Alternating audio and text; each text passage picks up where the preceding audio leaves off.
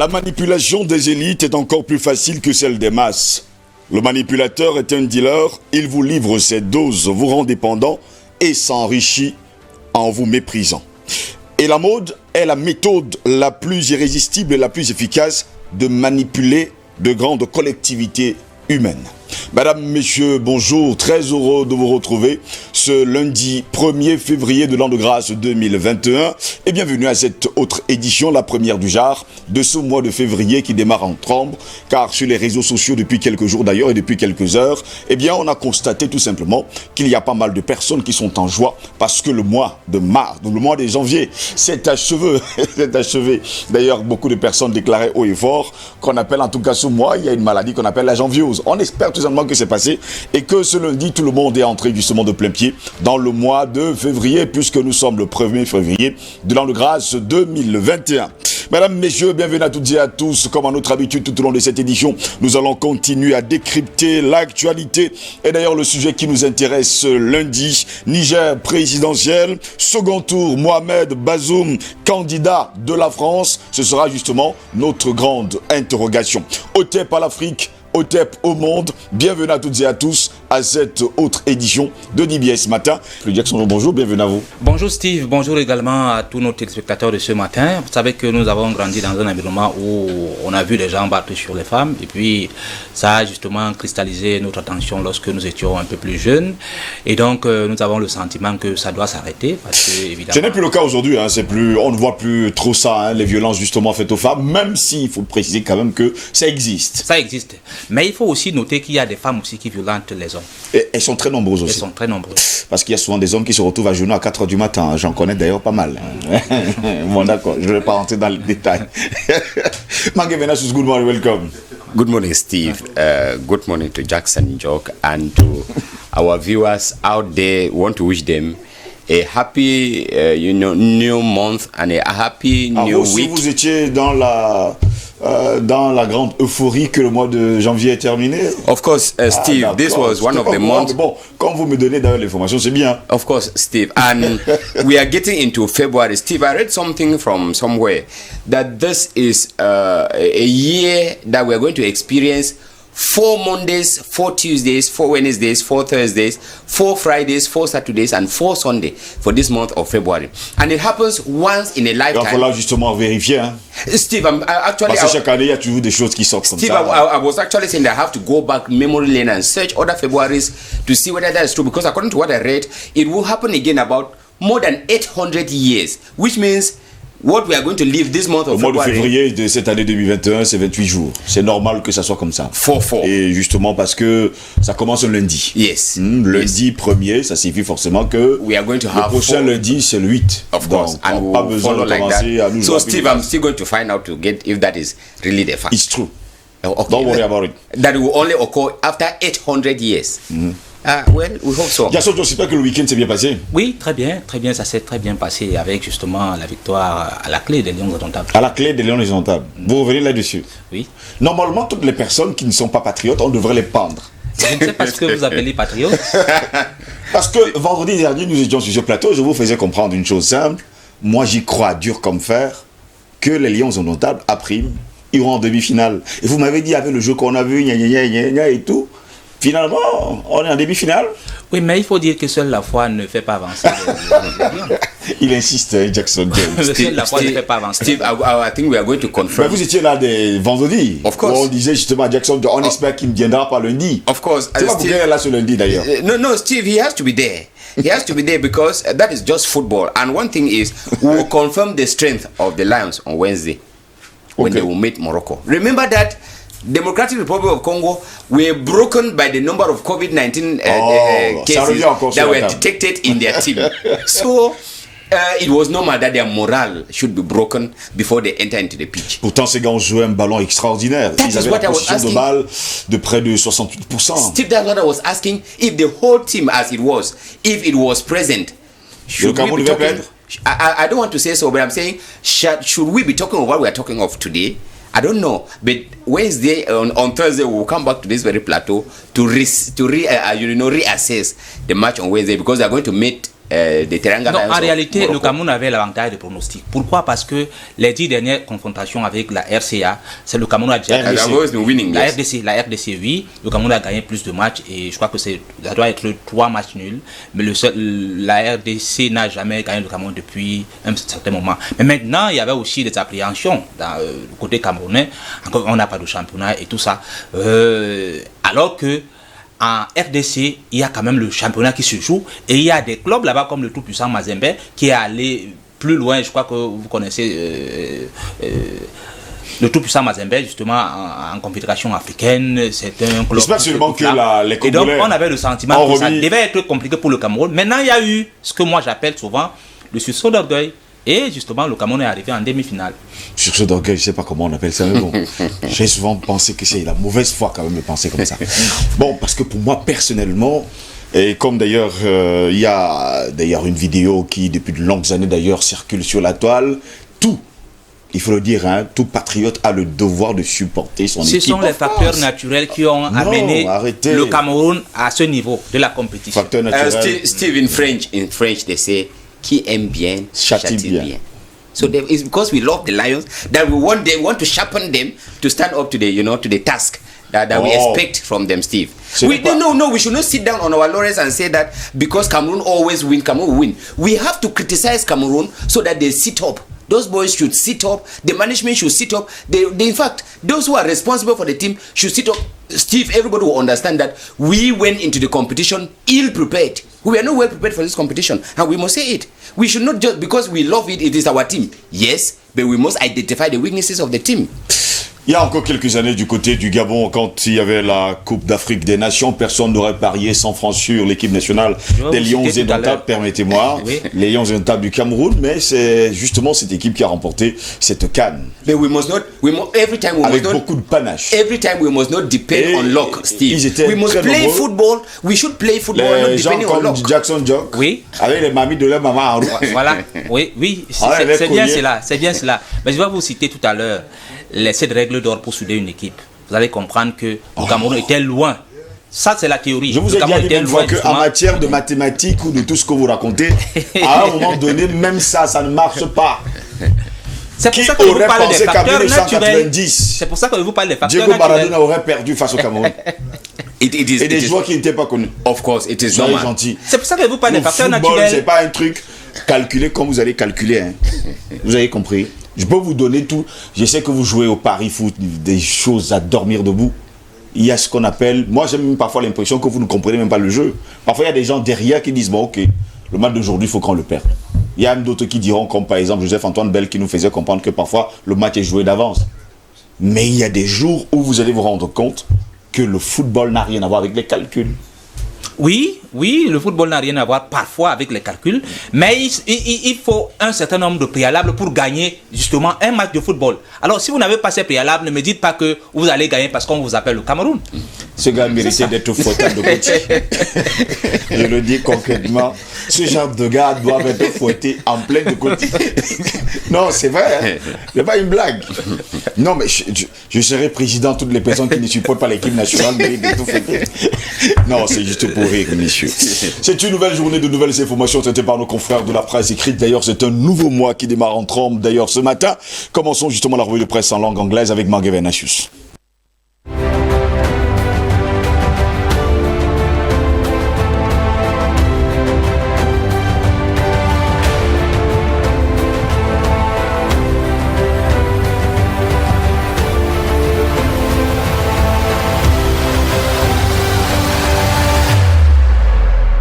For this first day of the week, the first day of the month of February 2021, our review of newspaper begins with the Post newspaper on page 3, telling us that Pope's envoy asked Amber fighters to drop arms. Then on page 12, the paper reports that Tractor Freak sets up heavy equipment plant in Kribi, with government and councils attesting that the plant responds to the needs of the country. Then on page 2, Bamenda population maintains that 4 youths killed were innocent. And in this sad story, another government official dies seeking proper medication abroad. The Horizon newspaper opens with church news that Nkea conferred pallium. Pope Francis envoy Cardinal Pietro Parolin braved boycott calls by Anglophone separatists to confer on Archbishop Andrew Fuanya Nkea, the symbol of authority over the Bamenda ecclesiastical province, yesterday in the presence of President Biya's representative Ferdinand Ngongo and members of Northwest elite and Catholic faithfuls. We remain in Bamenda, where the paper insists that Denison's rubbish military's terrorist accusation against assassinated teenagers. And in sports, the paper tells us that court ruling dramatically restores Hamid as CAF president. The Median newspaper, on their part, on page 2, says Pope's envoy cautioned Biya to seek peace with Anglophones. In Cameroon for a 6-day stay, the Secretary of State of the Vatican City, Cardinal Pietro Parolin, was granted audience by President Paul Biya last Friday. Still on page 2, we read, jailed for embezzlement, Biya orders the release of Atangana Kuna. And in politics, in the Southwest region on page 5, Meme CPDM elites unite for peace and development and also broker peace and reconciliation between Greg Miwano and Ngo Nkele. The paper says the SDO gets a pass mark for initiating the peace talks. Le Gideon newspaper has child trafficking as their major story today, talking of volatile security that engenders a surge of child trafficking in Central African regions. The paper cites the war in the Northwest and Southwest regions, the Boko Haram insurgency in the Far North region, lack of a strong central authority in Central African Republic, as this creates loopholes through which criminals are able to slip with their nefarious activities undetected. Cameroon Insider newspaper on Vatican Cameroon cooperation sees a symphony of peace as President Paul Biya received in audience the Vatican Secretary of State Cardinal Parolin on Friday and the State House. They reviewed bilateral ties existing between the two and agreed on the need for peace and reconciliation in the face of the ongoing security challenges confronting Cameroon. Then on page 12 we read that a gas plant is imminent in Bamenda as the Hydrocarbon Price Stabilization Fund says the 4 billion francs CFA project is expected to go operational in 2022. The Guardian Post newspaper on pages 6 and 7 reports that analysts are expressing growing concerns over the attitude of some top-ranking Francophone officials who mount rooftops to preach national unity, but would launch a ceaseless smear campaign against Anglophones who are appointed to certain vantage positions they consider as meant only for Francophones. To them, they are making a mockery of Cameroon's indivisibility. In the Northwest region, we read that Mr. J. Council ranked the best in investment project execution, but the mayor credit the achievement to Minister Fu Callistus. And still in Bamenda, Pope's envoy decorates Archbishop Nkea and recommends dialogue and reconciliation to end the crisis in the Northwest and Southwest regions. Newswatch, a newspaper in the same issue on the armed conflict in the Northwest and Southwest regions, says Pope Francis seeks peace and reconciliation. On page 3 we read that beyond the pallium imposed on Archbishop Nkea, Cardinal Parolin's visit to Bamenda is seen as a concrete sign of the Vatican's keen interest in a resolution of the conflict. Then on the Chang Road accident, the paper says night travel ban looms as death toll rises to 55. Then over in the Northwest region we read that government is still to live up to its promises 1 year after the Ngarbu massacre.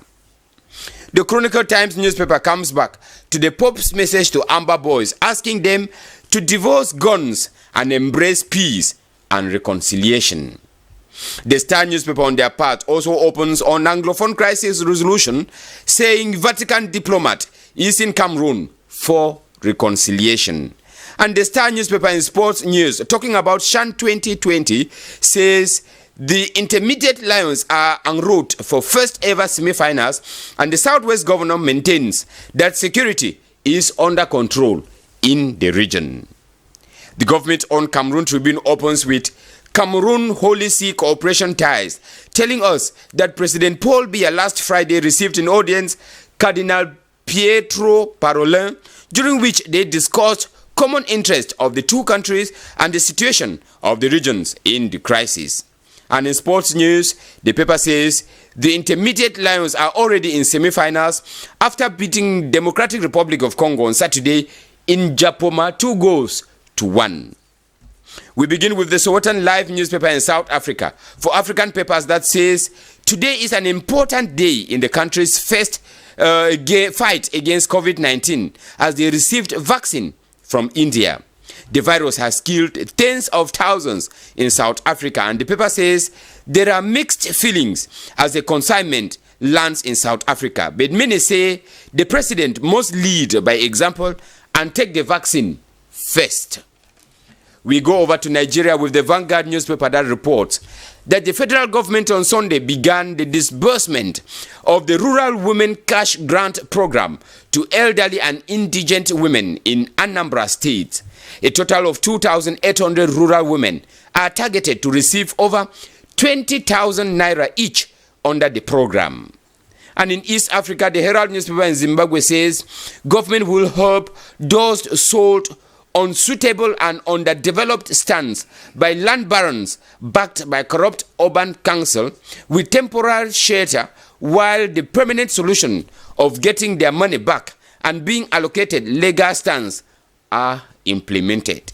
Steve, we end with the Times newspaper in Britain that says Prime Minister Boris Johnson heralds vaccination victory for care homes as all residents have been offered jabs as daily rate hits 600,000. Steve, these are some of the stories we have for this first day of the week for Press Review.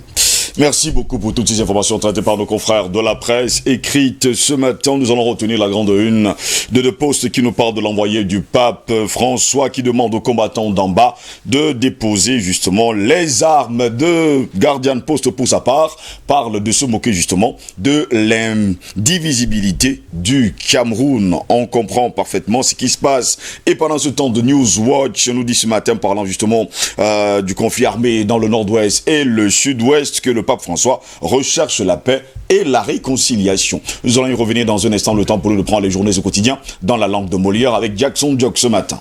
Eh bien, commençons par l'arrêt des poursuites à faire à Tanganakuna, titre le quotidien Le Messager. Questionnement autour de la note confidentielle signée par le ministre d'État, secrétaire général de la présidente de la République, ordonnant l'arrêt de poursuites contre l'ex-ministre de l'eau et de l'énergie.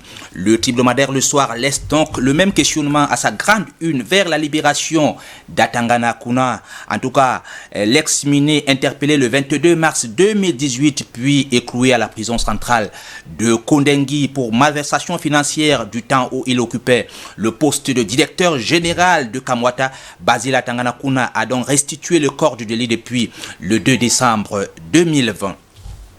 Le journal Le Jour, lui, rapporte ce matin que les gendarmes et policiers quadrillent le village de Soukoundjou.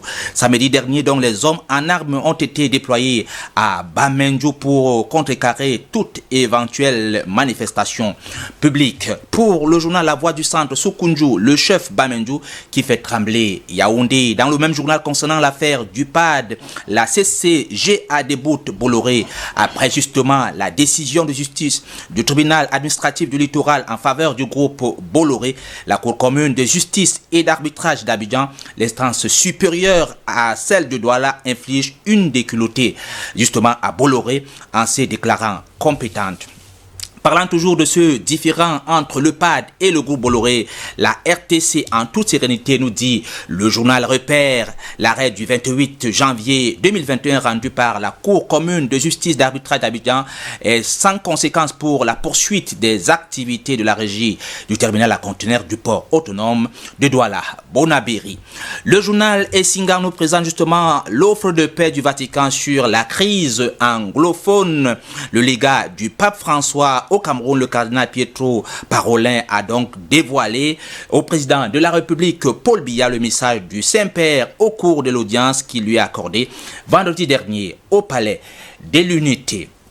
À la une du journal Intégration, zone anglophone du Cameroun, bénie entre toutes les flammes. Pour l'église catholique justement locale, la visite du cardinal Parolin dans la capitale régionale du Nord-Ouest le 31 janvier dernier est une lumière dans le tunnel. Pour les milices armées, l'arrivée du secrétaire d'État du Saint-Siège constitue justement une belle occasion pour montrer à la face du monde la dimension hideuse de la crise anglophone, nous fait savoir le journal. Une enquête au quotidien de l'économie démontre que le SICAM est à l'agonie. Une dette en augmentation de plus de 50% en un an, vetusté des machines, arrêt des activités à l'usine de Garoua, incertitude sur la production du pain du 8 mars et du 1er mai, nous apprend le journal. Le journal L'Avenir s'intéresse ce matin à l'initiative humanitaire Survie Cameroun, la déflagration. Un trou de plus de 200 millions de francs CFA défraye la chronique au sein de l'opinion nationale et internationale. Une situation qui remet justement en cause la capacité du mouvement pour la renaissance du Cameroun à diriger le Cameroun. Les explications de Maurice Kamto sont attendues. Le journal Réalité Plus nous apprend que l'hôpital de Bafia agonise. Vive tension depuis un an. Depuis 10 mois, tous les spécialistes gèrent leur clinique à Yaoundé. Les malades, quant à eux, sont abandonnés et arnaqués, nous apprend le journal Réalité Plus de ce matin. La même information est traitée par nos confrères du journal Éco-Santé. L'hôpital de district de Bafia en ébullition. Une guerre oppose justement le directeur général et son chirurgien. Direction le Gabon avec le journal L'Union qui évoque justement la carotte et le bâton. Ils sont ressortis libres, certains sous contrôle judiciaire quand même de leur audition vendredi devant le parquet. Les 3 jeunes lycéennes de Joué d'Abani et leurs camarades filles comme garçons du lycée technique national Oumar Bongo qui se sont donc illustrés ces dernières semaines à coups de vidéos à caractère sexuel voire subversif ont été inculpés soit pour les faits d'atteinte aux bonnes mœurs, soit pour outrage au chef de l'État. Direction le Congo avec les dépêches de Brazzaville qui nous fait savoir que l'UDAPS jette donc l'éponge à la présidentielle 2021 à l'issue de la 3e session ordinaire du Conseil national de l'Union panafricaine pour la démocratie sociale tenue du 27 au 30 janvier à Brazzaville. Le plénium des membres de cette instance dirigeante a donc convenu de ne pas présenter un candidat à l'élection présidentielle du 21 mars prochain. En RCA, le journal Corbeau News évoque justement les gendarmes qui rejoignent les patrouilles mixtes FSI, MINUSCA critique justement les comportements des casques bleus dans le cadre des actions de retour à l'ordre sécuritaire dans les quartiers de Bangui. Les patrouilles conjointes MINUSCA, forces de sécurité intérieure, interrompues il y a quelques mois, ont répui depuis quelques semaines dans tous les arrondissements de la capitale. Mais les gendarmes qui sont donc conviés à cette patrouille mixte ne cachent pas leur colère. Ils dénoncent justement le comportement de ces casques bleus qui semblent dicter leur choix et préférences. Direction la France avec le journal Le Figaro qui titre Loi séparatisme, l'exécutif face aux critiques. Le texte qui entend lutter contre l'islam politique est donc examiné à partir de ce lundi à l'Assemblée nationale. Il est donc attaqué à droite comme à gauche, mais aussi par les cultes. Le journal catholique La Croix titre Séparatisme, une loi, 10 défis. L'examen justement du texte de loi confortant justement le respect des principes de la République commence ce lundi.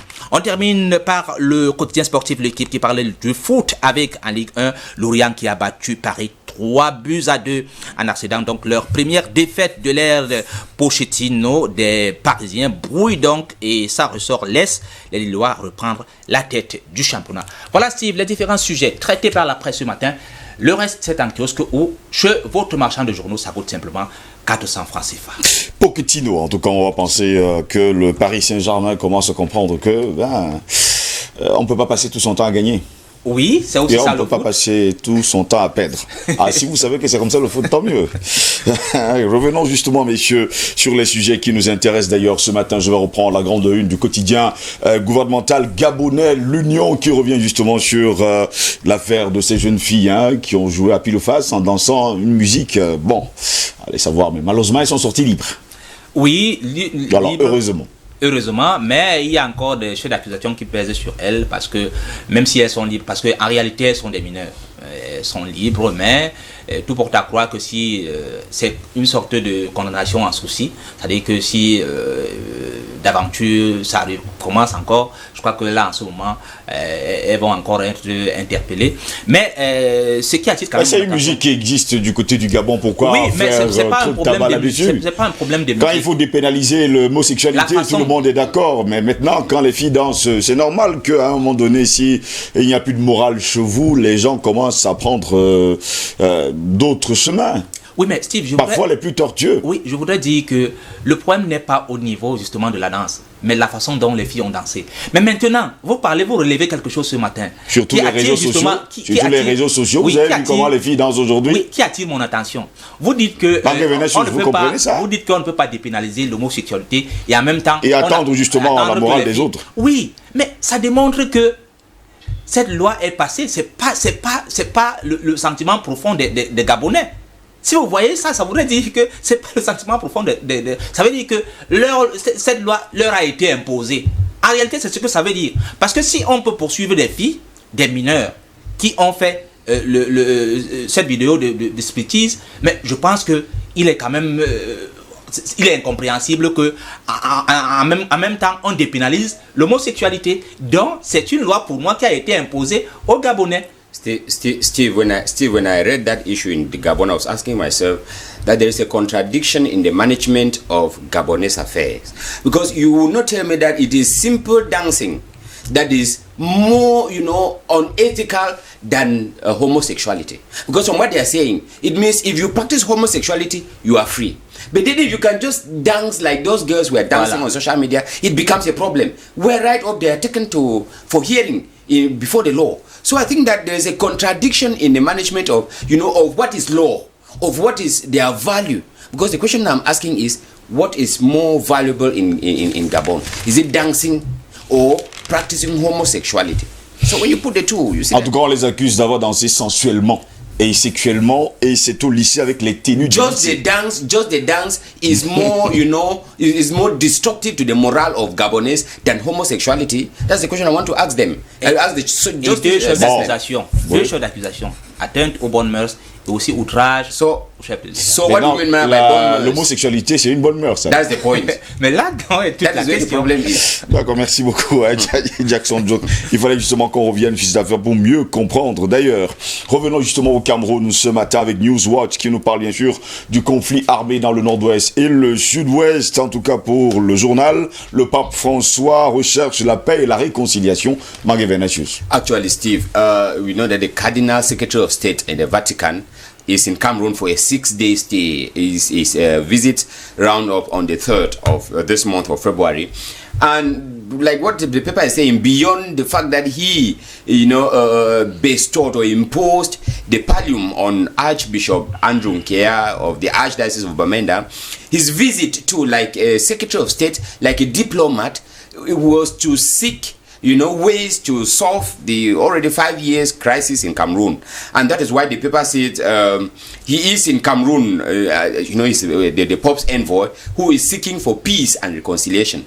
In his visit or in the audience that was granted him by the head of state, in their discussion, like the papers are telling us this morning, one of the main point of discussion, beside discussing bilateral issues, was discussing a true and lasting solution to the ongoing crisis in the northwest and southwest regions. And from what the diplomat was highlighting, we need peace and reconciliation. And if you look at what other papers are saying, that he was calling for, if we have to come to an end of this crisis, we need to reconcile, we need to accept, the place of peace in this crisis. Even in Bamenda, he called on the Amber Boys to drop the guns, that they should divorce from the guns and embrace reconciliation and embrace peace. That was the message from the Holy See to these Amber Boys in the northwest and southwest regions. And I think if we have to solve the crisis, like others have been calling, he's not the first person, in fact everybody has been calling for peace to return. And if peace has to return, we have to drop the guns. The Amber Boys have to drop the guns. We have to come to a ceasefire, Steve. Et pendant ce temps, c'est presque la même une dans le quotidien national camerounais gouvernemental. D'ailleurs, Cameroun Tribune qui dit Cameroun Saint-Siège, la paix et surtout la paix en partage. Oui, la paix en partage. Moi, je pense que je disais la dernière fois que je suis très content de savoir que le secrétaire d'État au Vatican soit arrivé au Cameroun pour cette crise anglophone. Parce que, vous savez, les gens ont une autre perception de cette crise. Et quand les Camerounais eux-mêmes pondent certains missives ici pour envoyer contre leur pays, je crois qu'il est important que certaines personnalités comme le secrétaire général du Vatican arrivent au Cameroun pour toucher du doigt, parce qu'en réalité aussi, je crois que on les appelle le conseil épiscopal qui jouait aussi un jeu trouble, avec à un moment il disait que on ne cernait pas justement la position de l'église catholique. En même temps, l'église catholique disait que bon, il faut que les troupes rentrent à la caserne, il faut que l'État. Mais maintenant, vous savez, c'est que le Saint-Père est venu dire, le secrétaire, il demande aux ambaboys d'arrêter les armes. C'est ça aussi. Donc il faut. On n'arrivait pas justement à cerner la position de l'église catholique. Mais je crois que les choses sont en train de se mettre maintenant en ordre. Steve, on this very issue, you know, when Cardinal Pietro came to Cameroon in Yaoundé, he had a meeting with the national president of Cameroon Episcopal Conference, Monsignor Comé, and the bishop indicated that the bishops of Cameroon, Catholic bishops of Cameroon, had struggled to broker peace into this crisis. They have even struggled to meet the head of state, and all their attempts have been turned down. I think that if we have to talk about peace, if we are talking about peace, we cannot talk of peace in a war zone. If there is peace, ceasefire must be called. And the Amber Boys do not have the authority to call for ceasefire. I think it is the government, because the Amber Boys are not recognized. The Amber Boys are illegal, entity. That's why we call them armed men. We don't call the military armed men, because it is their duty to maintain peace. So the military, they are simply exercising their duty, their function. But if we have to talk about peace, it is the government to call for a ceasefire. And if the government calls for a ceasefire, it means the Ambers too, they should accept that ceasefire and drop their guns. Et lorsque le gouvernement va demander le cessez-le-feu avec qui? Il faut également préciser par ailleurs que le 31 décembre dernier, lors de l'allocution du chef de l'État camerounais au peuple camerounais, ça il faut le préciser, il a demandé justement que les pays frères qui détiennent encore ces personnes qui agitent doivent les dénoncer et sûrement les rapatrier au pays pour qu'ils soient jugés, pour qu'il y ait également ce cessez-le-feu que vous demandez tant, Manguevenachus. Et il y a également l'affaire Basile Atanganakuna qui fait les choux gras de la presse écrite ce matin. Jackson Jock, commençons déjà par le Messager qui titre arrêt des poursuites, l'affaire Atanganakuna, émergence pour sa part titre affaire Basile Atanganakuna, toute la lumière sur l'arrêt des poursuites et les procédures en cours. Et apparemment cette nouvelle vient du ministre d'État, secrétaire général à la présidence de la République. Oui, absolument. Vous savez que tous les condamnés de l'opération Épervier, il a été dit que ceux qui vont rembourser le corps de délit vont être justement libérés. Et donc, maintenant, je ne sais pas, il semble que dans les soupçons, on a dit qu'il y en a certains aussi qui, justement, ont donné leur corps de délit, mais jusqu'à présent, ils ne sont pas encore... ça, ce sont les soupçons. Mais il se trouve que pour Basile Atanganakuna, c'est depuis le 2 décembre 2020 qu'il a justement remboursé le corps de délit. Et maintenant, lorsque vous remboursez le corps de délit, maintenant... Je vous poserai une question simple. C'est parce que vous avez remboursé le corps du délit que vous n'êtes pas un voleur? Non, c'est pas ce que ça veut dire. Mais c'est une question de procédure. C'est-à-dire pourquoi devrait-on les libérer? J'ai dit donc que c'est une question de procédure. C'est-à-dire que c'est comme vous amenez votre enfant justement devant la justice. Et maintenant, lorsque vous pouvez décider justement de retirer. Mais la justice peut en même temps décider de poursuivre votre enfant, même si vous désistez. Donc en réalité, c'est ça. Donc maintenant, il se trouve que il peut rembourser le corps de délit. La justice peut décider de le poursuivre toujours. Mais maintenant, s'il s'avère qu'il y a des négociations, parce qu'il y a aussi, cette affaire, l'opération Épervier a une autre dimension. Il y a la dimension politique dans l'affaire. Donc, pour résoudre le problème, il a été dit que tous les prisonniers peuvent rembourser le corps de l'élite. En ce moment, ils Mais vont retrouver la liberté. est-ce qu'aujourd'hui c'est au ministre d'État, secrétaire général de la présidence de la République de prendre justement cette décision? C'est pas lui qui prend la décision. Vous savez, ce sont des choses très délicates. Non, ce sont des choses très délicates. Non, jusqu'à preuve de contraire, je n'ai pas vu sur instruction du chef de l'État. Non, ce sont des choses très délicates. Je dis bien, je n'ai pas vu jusqu'à preuve de contraire sur cette information. Je n'ai pas vu sur haute instruction du chef de l'État. C'est pas écrit. Je pense que jusqu'à preuve de contraire, si le chef de l'État a besoin de gracier un prisonnier, c'est son droit le plus absolu. Oui. D'accord? C'est la loi qui le dispose justement à le faire cela. Mais pour l'heure, on ne comprend pas pourquoi le secrétaire général de la présidence de la République prend justement l'initiative d'arrêt des poursuites contre Atangana Kuna. Il ne s'agit pas de gracier. C'est différent. Il ne s'agit pas de gracier un prisonnier. Il se trouve que tous les prisonniers de l'opération Épervier, il a été dit que ceux qui vont rembourser, il a été dit par le président de la République, par d'ailleurs les instances qui sont chargées de la poursuite. Non, écoutez, calmez-vous. J'aimerais voir la loi. Il faut bien que ça soit écrit pour me faire comprendre que quand vous voyez le président de la République avait déclaré au fort que lorsqu'on va rembourser le corps du délit, en ce moment-là, vous serez libre. Jusqu'à preuve le contraire, ce n'est pas une loi. Je vous ai dit que ça a une dimension politique. Steve, I'm still to understand. When I read about the issue of Basil Atangana Kuna, I was asking myself, are those high-level VIP prisoners, do they have the same privileges? Because I don't think that if they give them, like Jackson is saying, that they should, refund the money they are being accused of and be liberated, they will still be there. There has been news of Professor Jovet Mendoza, who's been said that he also gave back his own money. The money is accused of, and he's still in prison. So I don't think. Et également Jovet Mendoza qui est dans la situation. Of course, and he's still there. Steve, the problem is the head of state gave, some papers actually talked of the head of state. They're not even talking of the secretary general. They're saying the head of state has called for, an end to the judicial proceedings of the case, between Basil Atangana Kuna and the state of Cameroon. I think that if the head of state is coming this far, Basil Atangana Kuna just went to prison in 2018. There are others who have been there before. Why not also stop the cases of others? Because when I looked at it, I see a kind of, I don't want to call it discrimination, but I want to see a kind of selective justice. It's like we want to select who should be. Et pendant ce temps, le ministre d'État, ministre chargé de la Justice, qu'est-ce qu'il en dit? Garde des Sceaux. That has always been the eternal silence that we have always had from that quarter. Merci beaucoup, monsieur, d'avoir été là ce matin pour cette revue de presse commentée. C'est le premier jour de la semaine et surtout le premier jour du mois de février qui démarre d'ailleurs en trombe. Au plaisir de vous retrouver demain. Tous ces journaux et quotidiens seront à retrouver en kiosque ou encore sur votre marchand de journaux. Comme le dit souvent Jackson Jock, ça coûte tout simplement 400 francs. Et d'ailleurs, sous d'autres cieux, parfois 200 francs. Ça, il faut le dire, il faut aller payer. Il ne faut pas seulement regarder la une des journaux, parce qu'apparemment, on a l'habitude de voir justement certaines personnes agglutinées devant les kiosques, à presse, pour lire la une des journaux et penser qu'ils ont toute l'information. L'information se retrouve justement dans les colonnes de ces journaux et quotidiens. Merci beaucoup, Jackson Joe, d'avoir été là ce matin. Merci, je vous en prie. Merci également à vous, Mangue Verna, je suis au plaisir de vous retrouver demain. Thank you, Steve. Tout de suite et maintenant, mesdames, messieurs, avant d'entrer dans le vif du sujet sur le débat, voici le sujet qui nous intéresse. C'est ce matin, Niger présidentiel, second tour, Mohamed Bazoum, candidat de la France. C'est notre grande interrogation et mes invités sont là ce matin. Patient Pafendom, bonjour, bienvenue à vous.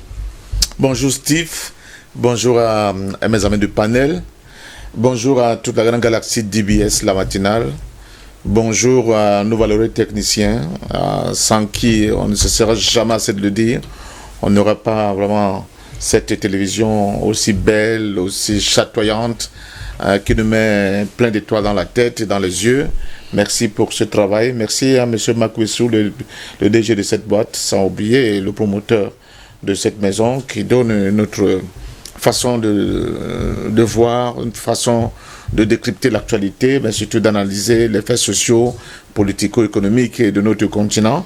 C'est une opportunité, c'est une alternative aux médias bien pensants, la média mainstream qui à un certain moment pensait qu'ils avaient dominé l'Afrique et le monde par le biais d'une information qui était souvent orientée. Nous avons la chance aujourd'hui de faire nous-mêmes l'information, et cela, c'est grâce à toute cette grande équipe qui nous donne la possibilité de le faire. Alors, ce n'est pas un coup de gueule, mais c'est une petite remarque à la limite qui me fait rire. Nous avons gagné des romans, nous sommes dans le sport, le football, c'est le Camerounais, le football, c'est un peu la folie, quoi. Il ne faut jamais parier quand il s'agit de football concernant le Cameroun. Mais c'est une image qui m'a quand même marqué à la fin de match. les spectateurs ont envahi l'aire de jeu, la pelouse. Alors il faut leur dire de faire attention parce que cette pelouse-là, elle est assez délicate. Il ne faut pas qu'elle se dégrade. Donc ils se disciplinent un peu. On ne peut pas, ce n'est pas, comment dire ça, doucher leur enthousiasme et leur joie. Mais en même temps, il faut qu'ils sachent vraiment faire un effort de garder intact, n'est-ce pas, ce mobilier qui fait la fierté du Cameroun aujourd'hui. Bon, la question de son coût, on reviendra là-dessus plus tard. Merci beaucoup d'être là ce matin, patient parfum d'homme. Docteur Jean-Paul Bellec, bonjour, bienvenue à vous. Bonjour Steve, bonjour aux téléspectateurs de DBS Matin, bonjour à toute l'équipe technique, bonjour à mes companistes. Et bon, pour ce qui se passe quand la foule envahit les stades, moi je dis que notre peuple, nos populations africaines ont besoin de mathématiques. Voilà, j'arrêterai pas de le dire. Parce que le raisonnement, c'est ce que fait Parfendo. Faire le raisonnement, c'est faire les mathématiques. Surtout qu'il faut respecter un ordre. Ils font pas, ils se laissent aller par leurs instincts. Leurs émotions aussi. Hein. Oui, mais c'est même le mot, leurs émotions. Voilà. Donc pour gérer ça, il faut un peu plus de mathématiques. Et vraiment, on en a besoin pour gagner la guerre, parce que nous sommes un peuple en conflit. On peut très bien se réjouir pour un match de football, mais vous savez que en même temps, l'Afrique est en train de brûler. Or, il faut qu'après ce feu-là, c'est nous qui l'éteignons d'abord, et que nous serons victorieux et libres définitivement, débarrassés de toute oppression, surtout de l'esclavage qui traîne déjà depuis plusieurs siècles. Merci beaucoup, hein, docteur Jean-Paul Bellec, d'être là ce matin. Albert Anatola ici, bonjour, bienvenue à vous également. Bonjour Steve, je salue mes co-panélistes, je salue Patient, je salue docteur Bellec, je salue le Cameroun, je salue l'Afrique, je salue le monde. Je parle du monde humanisé, je ne parle pas du monde des extraterrestres, des illuminati, tout ce que vous voulez. Je salue tout cela dans les différentes plateformes, les supports et différents supports qui nous encouragent dans ce que nous faisons depuis, je crois, bientôt un an. Se lever tout le matin à 5 heures, c'est pas évident pour être là. Ça veut dire que c'est un engagement que nous avons pris et que nous sommes tenus, à mon sens, de respecter, n'est-ce pas? Eh bien, mon coup de gueule ce matin, une très grosse secousse du côté de l'ONU. C'est pas très fréquent qu'on en parle, mais j'en parle ce matin. Une très grosse secousse. Il y a des milliers de personnels, n'est-ce pas, de cette institution internationale et mondiale qui ont saisi Antonio Guterres, le secrétaire général de justice de cette instance-là, mondiale, pour des faits de racisme. Je parlais des personnels de couleur, c'est-à-dire les Noirs, qui sont victimes de racisme, de pratiques racistes, de harcèlement sexuel, de pratiques discriminatoires, mais surtout des sanctions disproportionnées. Lorsqu'ils commettent une erreur, une faute, j'allais dire, eh bien, le SG a été saisi depuis belle lurette. Mais comme il est silencieux, il ne fait rien. Mais il dit qu'il vient sur le continent africain, il a la prétention de résoudre les problèmes du continent africain, des Africains. Je voudrais m'adresser ce matin à cette société civile, à ces hommes politiques qui pensent qu'il faut aller appeler l'ONU. Lorsqu'on parle de l'ONU, on sait de qui il s'agit, pour venir résoudre nos problèmes. Alors que, écoutez, le bon sens voudrait que lorsque vous avez un voisin qui n'est pas capable de gérer sa maison, et qu'il a la prétention de venir gérer les problèmes de votre maison, il faut absolument le chasser s'il veut ses voisins. Et l'ONU doit pouvoir commencer par balayer devant sa propre cour, avant de prétendre vouloir balayer sur le continent africain et dans d'autres pays, à l'intérieur desquels il crée des conflits. Merci monsieur d'être là ce matin pour cette première édition de DBS Matin de ce mois de février de cette semaine justement. Le sujet qui nous intéresse, Niger présidentiel second tour, Mohamed Bazoum candidat de la France, c'est notre grande interrogation. Mesdames, messieurs, bienvenue à toutes et à tous, voici le débat.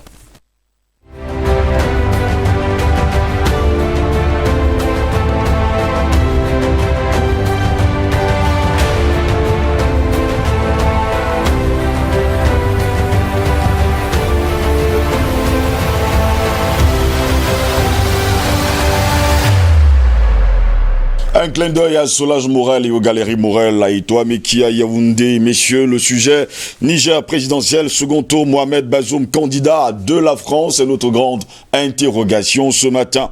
À moins d'un mois du second tour de l'élection présidentielle, le candidat du parti au pouvoir séjourne à Paris depuis le 19 janvier. Eh bien, au Niger, à moins d'un mois de ce second tour de l'élection présidentielle, le candidat du parti au pouvoir séjourne toujours, il faut le dire, du côté de Paris, en même temps que le président sortant, Mahamadou Issoufou. Issoufou, dans la capitale française. L'ancien ministre de l'Intérieur a programmé plusieurs rencontres avec la presse et des personnalités politiques. Cette visite a été critiquée vendredi 22 janvier dernier sur plusieurs chaînes de télévision et surtout par plusieurs personnalités du côté du Niger, comme Fa Aminatou Adamou, la coordinatrice de l'organisation Action Debout Niger. Par ailleurs, l'opposition nigérienne a décidé de reprendre sa place à la Commission électorale nationale indépendante, la CENI, qu'elle boudait depuis 2017. 5 de ses représentants ont été nommés le lundi 18 janvier dernier, selon un responsable de la coalition CAP 2021, et ce dans la perspective du second tour de l'élection présidentielle du 21 février prochain. On parle bien sûr dans 20 jours précisément. L'opposition justifie son retour dans les instances de la CENI par la nécessité de protéger les résultats du second tour après les nombreuses fraudes enregistrées au premier tour. On parlait bien sûr du 27 décembre dernier. À Doubé en France, officiellement, les raisons du séjour de Mohamed Bazoum à Paris ne sont pas connues. De bonnes sources, il s'agit clairement pour le président sortant, Mahamadou Issoufou, de faire adouber son candidat à la présidentielle auprès des officiels français. Conséquence, eh bien, les soupçons d'ingérence française ne font que grandir au pays. On parle bien sûr du Niger ce matin. C'est un accroc à la neutralité du scrutin au Niger. C'est un soutien affiché à, par exemple, regretter la députée française Frédérique Dumas, qui suit de très près la politique de la France dans la région citée par Monde Afrique. Elle ajoute, ce n'est pas étonnant puisque le ministre des Affaires étrangères, Jean-Yves Le Drian, avait lui-même indiqué que cette élection serait un exemple pour l'Afrique avant même le déroulement du premier tour. Fin de citation. Enfin, Frédéric Dumas a indiqué que les conditions dans lesquelles s'est déroulé le premier tour des élections générales au Niger, avec des constats documentés de fraude significative, notamment en zone pastorale, mais déplore-t-elle, la France persiste et signe malgré l'évidence. Pour Antoine Glaser, journaliste spécialiste de l'Afrique, Mohamed Bazoum aurait besoin, en venant à Paris, d'exister et de se faire une carrure régionale. En tout cas, pour plusieurs personnes, Mohamed Bazoum, c'est un inconnu qui, il faut, a besoin aujourd'hui de plusieurs personnes pour pouvoir exister sur la scène continentale africaine, mais surtout du côté du Niger. Patient parfum d'homme, est-ce pour cela que Mohamed Bazoum est allé justement être adoubé du côté de Paris pour venir gagner cette élection du côté du Niger, le 21 février prochain? C'est quelque chose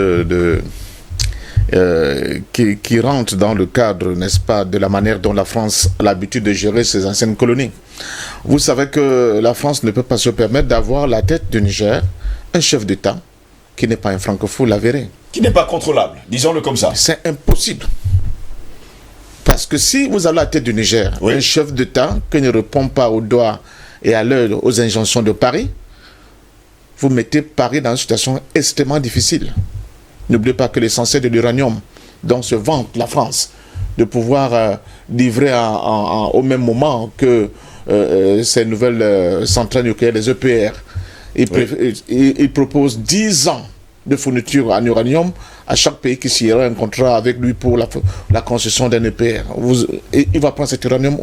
Donc, il est obligé d'assurer ses arrières. Et pour assurer ses arrières, il faut qu'elle soit sûre qu'elle aura la tête d'un État aussi clé comme le Niger, un chef d'État docile, un chef d'État qui répondra, n'est-ce pas, aux critères choisis par Paris, donc un chef d'État qui ne sera rien d'autre qu'un homme lige de la France qui va protéger les intérêts de Paris au niveau du Niger et même la sous-région. Alors, il y a quand même un paradoxe quand on regarde cette élection nigérienne. Premièrement, ce qu'il faut d'abord constater, c'est que pour une première fois, on voit un chef d'État dans ce pays qui a fait 2 mandats et qui dit « je ne remplis pas ». Le président Issoufou aurait pu bien remplir, mais il a refusé. Il a dit après 2 mandats, je me suis essoré, j'ai donné tout ce que j'ai pu donner. Maintenant, je laisse libre cours à la compétition de manière, j'allais dire, libre et démocratique. Malheureusement, le candidat Bazoum pose beaucoup de problèmes. Le premier problème qu'il pose, qui n'a pas été évoqué dans ton introduction, c'est que pour beaucoup de Nigériens, ce n'est pas un Nigérien. Oui. On dit de lui qu'il est étranger et qu'il a été imposé, n'est-ce pas, aux côtés de M. Issoufou, justement parce qu'il y a un certain nombre d'arrangements qui auraient été faits dans le noir entre lui et la France. Maintenant, l'attitude, et n'oubliez pas que dans M. Le Drian, qui félicite le Niger, qui prétend que c'est une élection propre qui va se passer au Niger, c'est ce même Le Drian qui a félicité M. Ouattara, qui a cassé tout le code de la morale, de la démocratie, qui a piétiné la loi, qui comment on dit ça, qui a même été incapable de respecter la parole donnée, sa propre parole donnée. Mais c'est M. Ouattara que M. Le Drian aussi porte au pinacle en estimant que c'est un exemple de la démocratie. Donc vous voyez les contradictions dans lesquelles la France s'entremêle, au point où on ne sait pas ce qui se passe. Donc je pense que la visite de M. Bazoum et de M. Issoufou au niveau de Paris a été bien organisée par non seulement l'établissement politique français, mais aussi par ceux qui sont dans les affaires. Areva, vous voyez bien, vous suivez bien mon regard, Oui. pour essayer d'expliquer à Bazoum, dont forcément ils estiment qu'il va être le prochain chef d'État, ou bien ils travaillent pour que ce soit comme ça, les contraintes et surtout les accords qu'il doit signer avant sa prise de fonction. Si M. Bazoum se trouve un peu réticent par rapport à ce deal qui va lui être proposé, pour être sûr qu'au Niger, il y a quelque chose qui peut se passer et qui ne permettent pas à Bazoum d'occuper ce siège qui convoite tant. Malheureusement, en Afrique, les Africains, pour la plupart, jusqu'au jour d'aujourd'hui, n'ont pas assez de disponibilité à dire non, à refuser ce type d'arrangement. Vous ne verrez jamais, alors là, à grand jamais, dans notre planète, d'autres pays qui avaient été colonisés, je ne sais pas, par l'Angleterre, où nous avons des élections, et vous voyez quelqu'un qui n'aimait pas encore chef d'État, tout simplement parce qu'il est arrivé premier au premier tour, se déplacer pour aller au niveau de Paris, pour recevoir des ordres, pour signer des accords dans le noir, parce que c'est ça qu'il s'agit, mais surtout pour accepter de répondre au doigt et à l'œil aux injonctions de Paris. Donc nous sommes encore face à une espèce de mise en chantier de la culture de la France-Afrique qui règne un peu partout dans notre espace politique. Et ça, c'est à dénoncer. M. Bazoum n'avait rien à faire en France actuellement, d'autant plus qu'il y a un second tour qui aura comme l'avait dit, 21 février dans quelques temps. Au contraire, il devait être actuellement sur le terrain, en train de travailler, n'est-ce pas, son électorat, en train de travailler les indécis, en train de travailler même ceux qui ont été contre lui au premier tour, pour pouvoir comment dire ça, se prémunir, n'est-ce pas, des surprises désagréables. Mais non, parce qu'il sait pertinemment que ce n'est pas le vote du peuple nigérien qui, en dernier ressort, va compter sur la balance. C'est Paris qui va justement adouber le prochain chef d'État nigérien. Donc je suis à peu près content qu'il y ait cette réaction, n'est-ce pas, de la société civile, de la population, du peuple nigérien, qui, en fait, par ces déclarations, conteste le fait que Paris puisse aujourd'hui continuer d'être ce faiseur de roi au niveau de leur pays. C'est ce que j'appelle cette prise de conscience africaine que nous ne voyons pas beaucoup, pour bien que les gens ne voient pas beaucoup, mais qu'à travers vos différentes émissions, à travers vos différentes conscientisations de nos populations, sont en train de produire les effets. Et ces effets-là sont visibles. Le peuple ne accepte plus de se laisser marcher sur les pieds aujourd'hui. Ils sont à la conquête, ils sont dans cette grande bagarre pour vraiment conquérir leur souveraineté. Malheureusement, comme je le dis, il y a encore beaucoup de nègres de maison et comme je l'avais dit la fois dernière, et je le répète de plus en plus, nous ne voulons plus être ni nègres de champ, ni nègres de maison, nous voulons être des hommes libres, totalement libres, tout court. C'est pour cela que c'est incongru, c'est quelque chose d'inacceptable aujourd'hui qu'un candidat qui n'est même pas encore chef d'État se déplace pour aller recevoir des ordres de Paris, aller signer des accords dans le noir avec les officines parisiennes, mais surtout, en réalité, c'est in fine, à la fin, c'est de ça qu'il s'agit, livrer son pays à la prédation internationale. C'est ça le problème de fond. Donc, jusqu'à quand les Africains vont-ils comprendre qu'ils ont l'impérieuse nécessité de reprendre aux aspirations de leur peuple, un peuple qui, plus que jamais, est à la quête et à la conquête de sa liberté et de sa souveraineté. Une fois de plus, malheureusement, nous sommes là face à des errements des hommes politiques, des élites africaines qui estiment et qui ont même intégré, j'allais dire, ils ont été formatés dans le fait que tant que Paris n'a pas donné son OK, rien en Afrique n'est possible. Alors, Bazoum, pour moi, dès aujourd'hui, est quelqu'un qu'il faut combattre. Il faut le combattre parce que l'acte qu'il pose sur le plan moral sur le plan de la symbolique, est réducteur par rapport à la volonté des Africains de s'affranchir de la tutelle française. Docteur Jean-Paul Bellec, je vais me tourner vers vous. Voilà donc un homme, on appelle Mahamadou Issoufou. Il a fait ses 2 mandats à la tête de la présidence du Niger. Il a décidé qu'il ne va plus se représenter et qu'il va justement trouver un dauphin. Et son dauphin a été trouvé tout simplement. Il s'appelle Mohamed Bazoum. Et pour mieux contrôler justement Bazoum, il prend Bazoum, il l'amène justement à Paris, à l'Élysée, chez Macron, avec qui va passer d'ailleurs des jours et des jours à discuter. Eh bien, comment comprendre que sur le continent africain, on a encore quelqu'un qui n'est pas encore président de la République, mais qu'on amène quand même à Paris à quelques jours de la présidentielle? Bon, j'ai pas compris tout à l'heure. Antoine Glaser, oui, journaliste français, oui, il dit que Bazoum va chercher une reconnaissance régionale, c'est ça? Une reconnaissance régionale, nationale. Régionale, hein, oui, nationale. Mais alors, c'est le vote qui se fait en France ou au Niger? C'est la grande interrogation, docteur Jean-Paul Bellec. C'est pour une reconnaissance régionale ou nationale. Alors, c'est au Niger, ça doit se passer.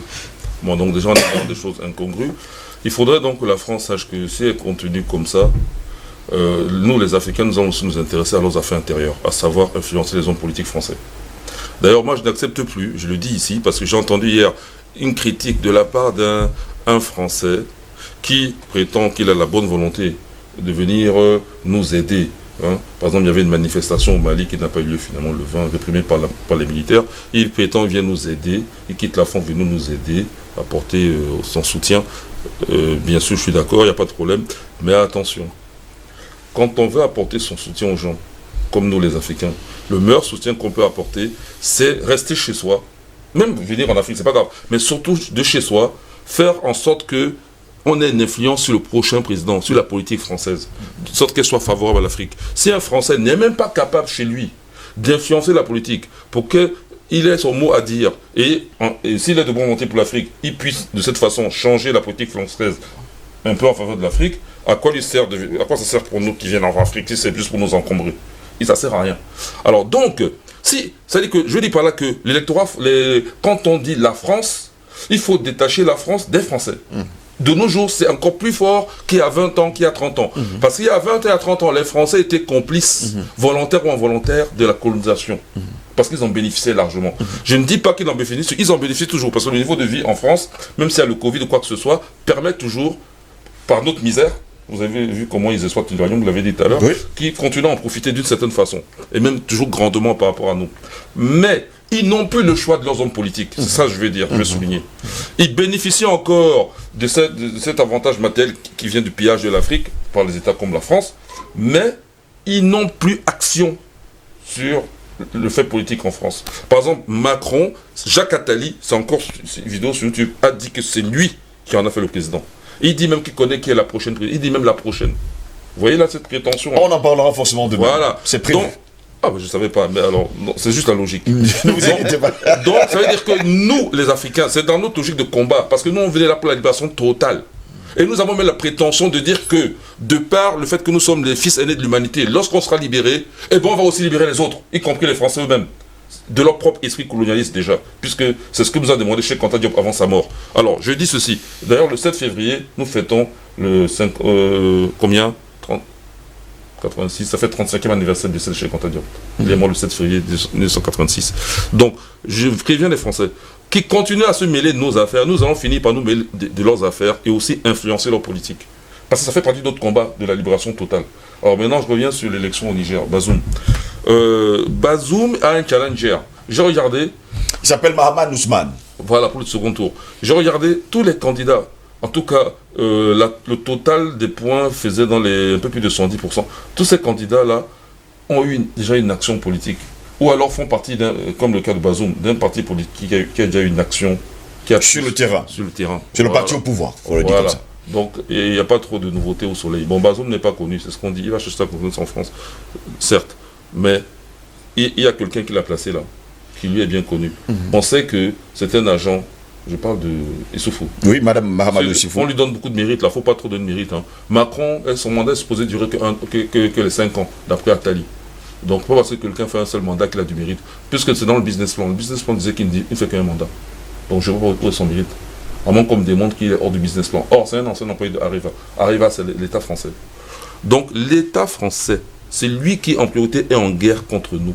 Cet État français a la complicité, 3 a commencé par l'ONU, a la complicité de l'ONU. Puis c'est les mêmes gens qu'on appelle globalistes, Illuminati, qu'on appelle, moi je les appelle talmudistes, qu'on appelle, kabbalistes, tout ça là, c'est les mêmes gens.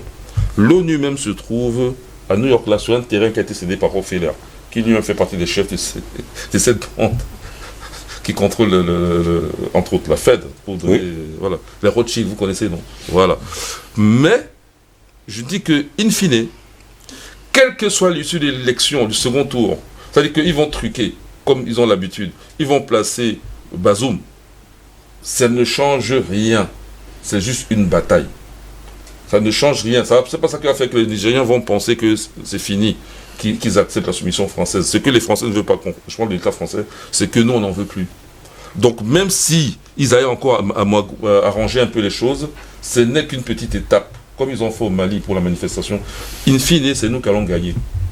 Et d'autant plus que sur le terrain, si ce n'est pas lui, l'autre est un ancien président qui a subi un coup d'État. Ancien militaire lui-même. Je parle de Ousmane Mahaman, lui-même. Il fait partie. Donc, bonnet blanc, bonnet quelque part. Peut-être que l'autre est un peu plus servile que le second. Je parle de Ousmane Mahaman. Mais ils sont, de toute façon, des gens potentiellement hommes liges, si ce n'est de la France, de ces Illuminati-là. Okay? Donc, nous, ce n'est pas un problème. Nous, l'issue définitive, c'est la libération totale de l'Afrique. Et c'est ce que nous faisons ce matin, comme l'a dit 3 ans. On se lève là, on essaie de conscientiser les nôtres. Ce n'est pas fini. Nous devons aller au bout. Et le plus tôt sera le mieux. Ça demande l'organisation, ça demande les mathématiques. Donc j'invite, j'ai fait cours la dernière fois samedi, online. Moi-même, c'était une première pour moi, de cette façon, avec une tablette. Et ça a marché très bien. Donc j'invite les gens à venir, qu'ils soient modestes, à venir prendre les cours de mathématiques avec moi, y compris vous-même qui êtes là d'ailleurs, pourquoi vous ne venez pas? Pour améliorer le raisonnement mathématique. Parce que ce n'est pas la chose. On doit gagner cette guerre. On ne la gagnera pas. La guerre, c'est les maths d'abord. Nous avons été colonisés parce que nos ancêtres, à un moment donné, ne maîtrisaient plus ces maths au niveau suffisant qu'il fallait. Vous doutez? Parce que souvent on dit des bêtises. On dit qu'ils avaient des fusils, on avait des fusils. On avait des canons. Samori avait des canons aussi. Bien sûr qu'on avait des canons. On avait tout ça. Okay? On était même plus nombreux que eux. Donc ne serait-ce que par le nombre. Comme on fait aujourd'hui. Qu'est-ce que Boko Haram lutte contre l'armée nigériane? On dit qu'ils prennent. On dit, hein. Je sais qu'ils sont encore. On leur ajoute des armes supplémentaires costauds. Mais on dit que quand ils prennent des armes. Vous croyez que nos ancêtres c'était si bête que quand ils gagnent une bataille, chaque jour ils gagnent des batailles, qu'ils vont pas prendre les armes pour s'en servir aussi? Alors donc c'est pas ça qui a fait qu'on a été vaincu. Ce qui a fait qu'on a été vaincu, c'est le manque d'organisation. Et cette manque d'organisation était due à un manque de capacité mathématique. J'ai cité dernièrement ici Mohamed Ibn Mohamed Al-Fulani Al-Kishnawi. Ça c'est au Katsina, État Aoussa, au nord du Nigeria, qui existe encore aujourd'hui. Okay? Les États Aoussa étaient des États que les Portugais, ils l'ont écrit, n'osaient pas affronter militairement. C'était des États puissants, et c'est ainsi qu'ils ont gardé des savants. C'est le cas du Baguirmi, puisque le maître de Mohamed Ibn Mohamed, c'était Mohamed Al-Wali, qui était l'État du Baguirmi. État, on l'a appris tous à l'école, à cheval entre le Tchad et le Centrafrique. Okay? Et ces États étaient des États puissants. C'est pour cela qu'ils ont pu avoir des savants. Là, on parle du 8e siècle, là. D'accord? Donc, c'est les mathématiques qui font notre... Regardez, vous tirez au hasard. Vous ne faites pas mouche. Mais celui qui utilise les lois de Newton, qui sont mathématiques, pas la balistique, il vise. Si le premier coup ne fait pas mouche, le second, c'est corrigé. Il atteint sa cible. Pareil pour la poudre. Vous ne faites pas les mathématiques. Votre chimie n'est pas mathématisée. D'accord. Eh bien, tu mets la poudre n'importe comment. Donc, grosse quantité de poudre pour peu d'effets. Alors que l'autre, un petit peu de quantité de poudre bien choisie, c'est suffisant. Donc, au niveau charge, logistique, il traîne peu de charge. Et pour la poudre... Merci beaucoup, messieurs. Vous pouvez poursuivre le raisonnement comme ça. Donc, il faut vraiment qu'on mette les mathématiques. Et de toute façon, dans le cas de Niger, peu importe l'échéance du 21 février prochain, la guerre continue et on la gagnera. Albert Anatola ici jusqu'à peu de contraire. Il voulait dire quelque chose pour me compléter, peut-être? Non, pour la poudre, c'est une information. Il y a peut-être des militants sécessionnistes qui ont mal manipulé leur bombe, je crois, hier, de côté de Bupanda, et qui a explosé dans les chambres. Les deux sont morts. Et donc, c'est pour revenir que, oui, on ne manipule pas ces choses-là au hasard. Il faut avoir la connaissance mathématique nécessaire pour pouvoir avoir les quantités, les dosages qu'il faut et les températures ambiantes qu'il faut pour le faire. Albert Anatola ici, jusqu'à preuve de contraire, avec toutes les informations que nous avons, eh bien, il n'y a pas de neutralité du côté, dans le scrutin du 21 février prochain, du côté du Niger. C'est tout simplement un soutien affiché à Mohamed Bazoum de la France et sans oublier de Mahamadou Issoufou. N'est-ce pas le bon moment aujourd'hui pour les Nigériens de prendre conscience et d'aller voter massivement contre justement l'oppression de la France? Oui, Steve Zelangos, avant tout propos, je voudrais demander à nos frères nigériens, n'est-ce pas, d'arrêter de vendre leurs frères africains aux trafiquants de tous ordres, notamment les passeurs et aux groupes armés, j'allais dire les djihadistes.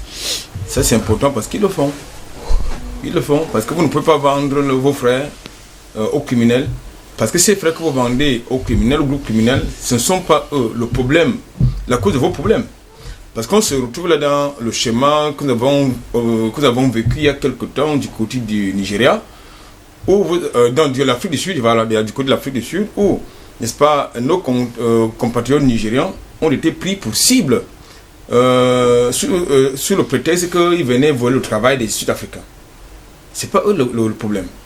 Quand j'ai dit ça, c'est pour compléter quoi? Pour dire que la cause des problèmes des Nigérians, tout à l'heure... Les Nigérians. Des Nigérians.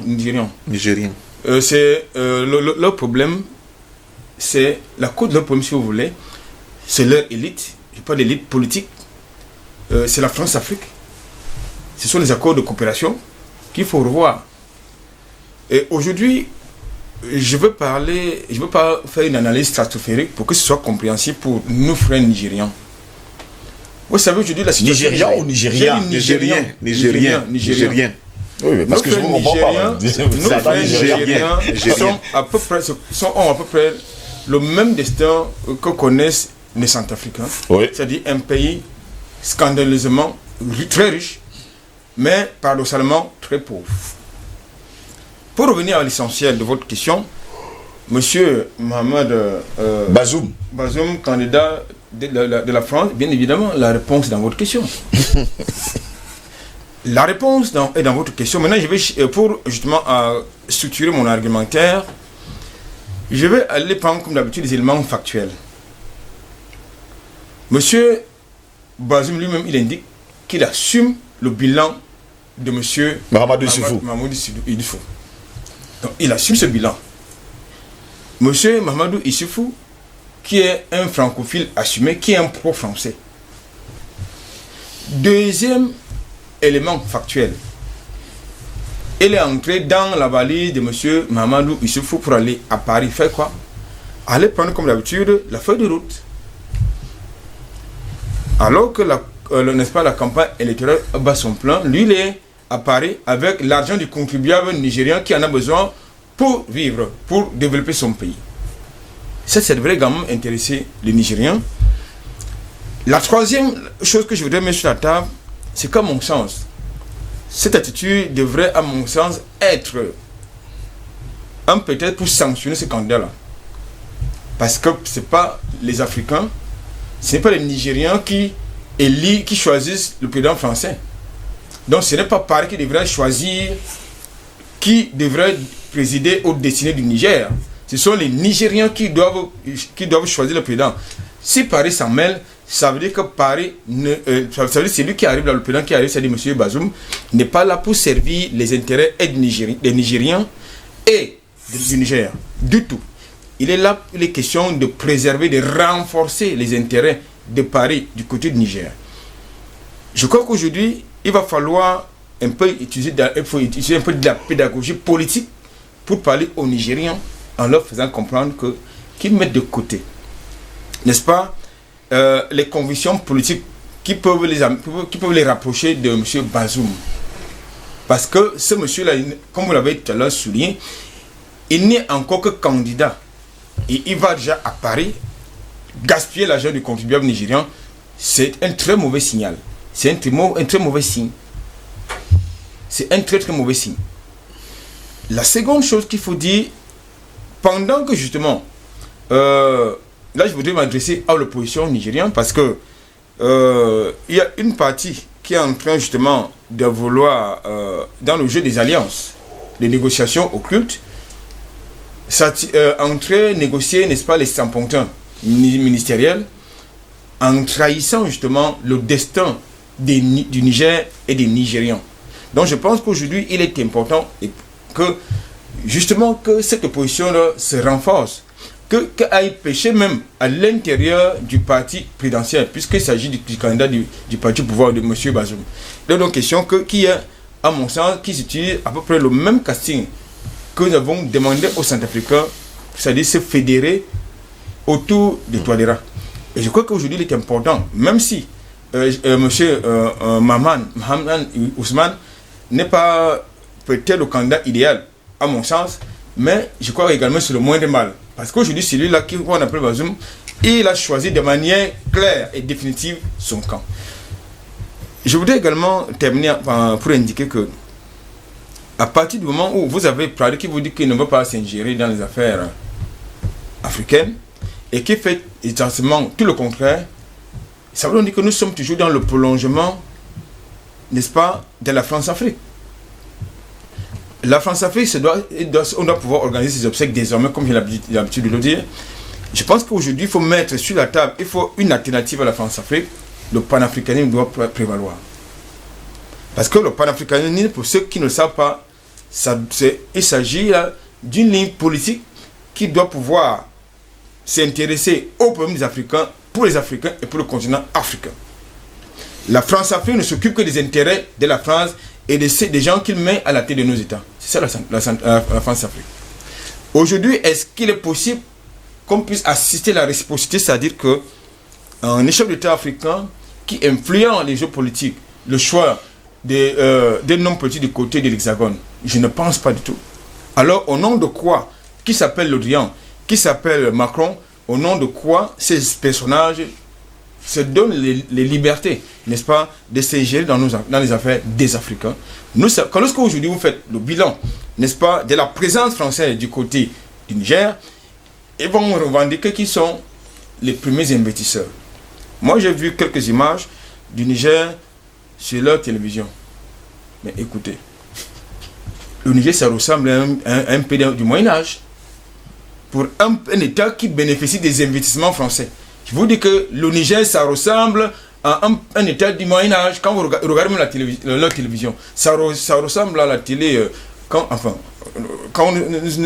ressemble à la télé. Et en 70 les années 50 Les années 50. Ça veut dire qu'il y a un problème. Ça veut dire que ce pays, c'est un pays enclavé, un État enclavé. Qui est riche, mais qui est pauvre parce que justement, il y a des accords de coopération qui tiennent ce pays dans la pauvreté, qui tiennent les Nigérians dans la pauvreté. Je crois qu'aujourd'hui, il est donc important pour la population nigérienne de choisir son destin, d'être maître de son destin, parce qu'ils ont encore tous les cartes à main. Même s'il y a des cas de fraude qui peuvent être évoqués, mais il faudrait qu'ils, de manière massive, qu'ils aillent, n'est-ce pas, aux urnes pour élire le candidat de l'opposition, un certain Mohamed Ousmane. J'espère seulement qu'ils sont en train de vous suivre ce matin. Ils sont d'ailleurs très nombreux, nos téléspectateurs du côté du Niger, qu'ils comprennent tout simplement que, jusqu'à preuve de contraire, eh bien, Mohamed Bazoum a pris l'initiative d'aller se faire adouber du côté de Paris avec Emmanuel Macron. Je vais me tourner vers vous, patient parfait, donc pour vous poser justement cette question. Finalement, sur le continent africain, nous sommes entourés de francophiles qui travaillent pour le compte de leur maître, qui est la France. Finalement, est-ce qu'avec cela, l'Afrique pourra s'en sortir un matin, parce qu'on a l'impression que nous sommes en pleine bataille contre nous-mêmes? Mais bien sûr que l'Afrique va s'en sortir.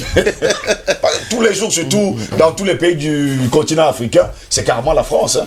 Oui, mais nous partons d'une réalité pour une autre que nous voulons construire. Alors, pour passer de cette réalité à une autre que nous voulons construire, il faut justement qu'il y ait une période de latence. Et au cours de cette période de latence, on va continuer à vivre des scènes et des situations vraiment abjectes comme ce que nous voyons. Donc c'est tout à fait normal. Ce sont les derniers soubresauts de la phalène. Mais la phalène n'est pas encore morte, mais elle continue encore de s'agiter.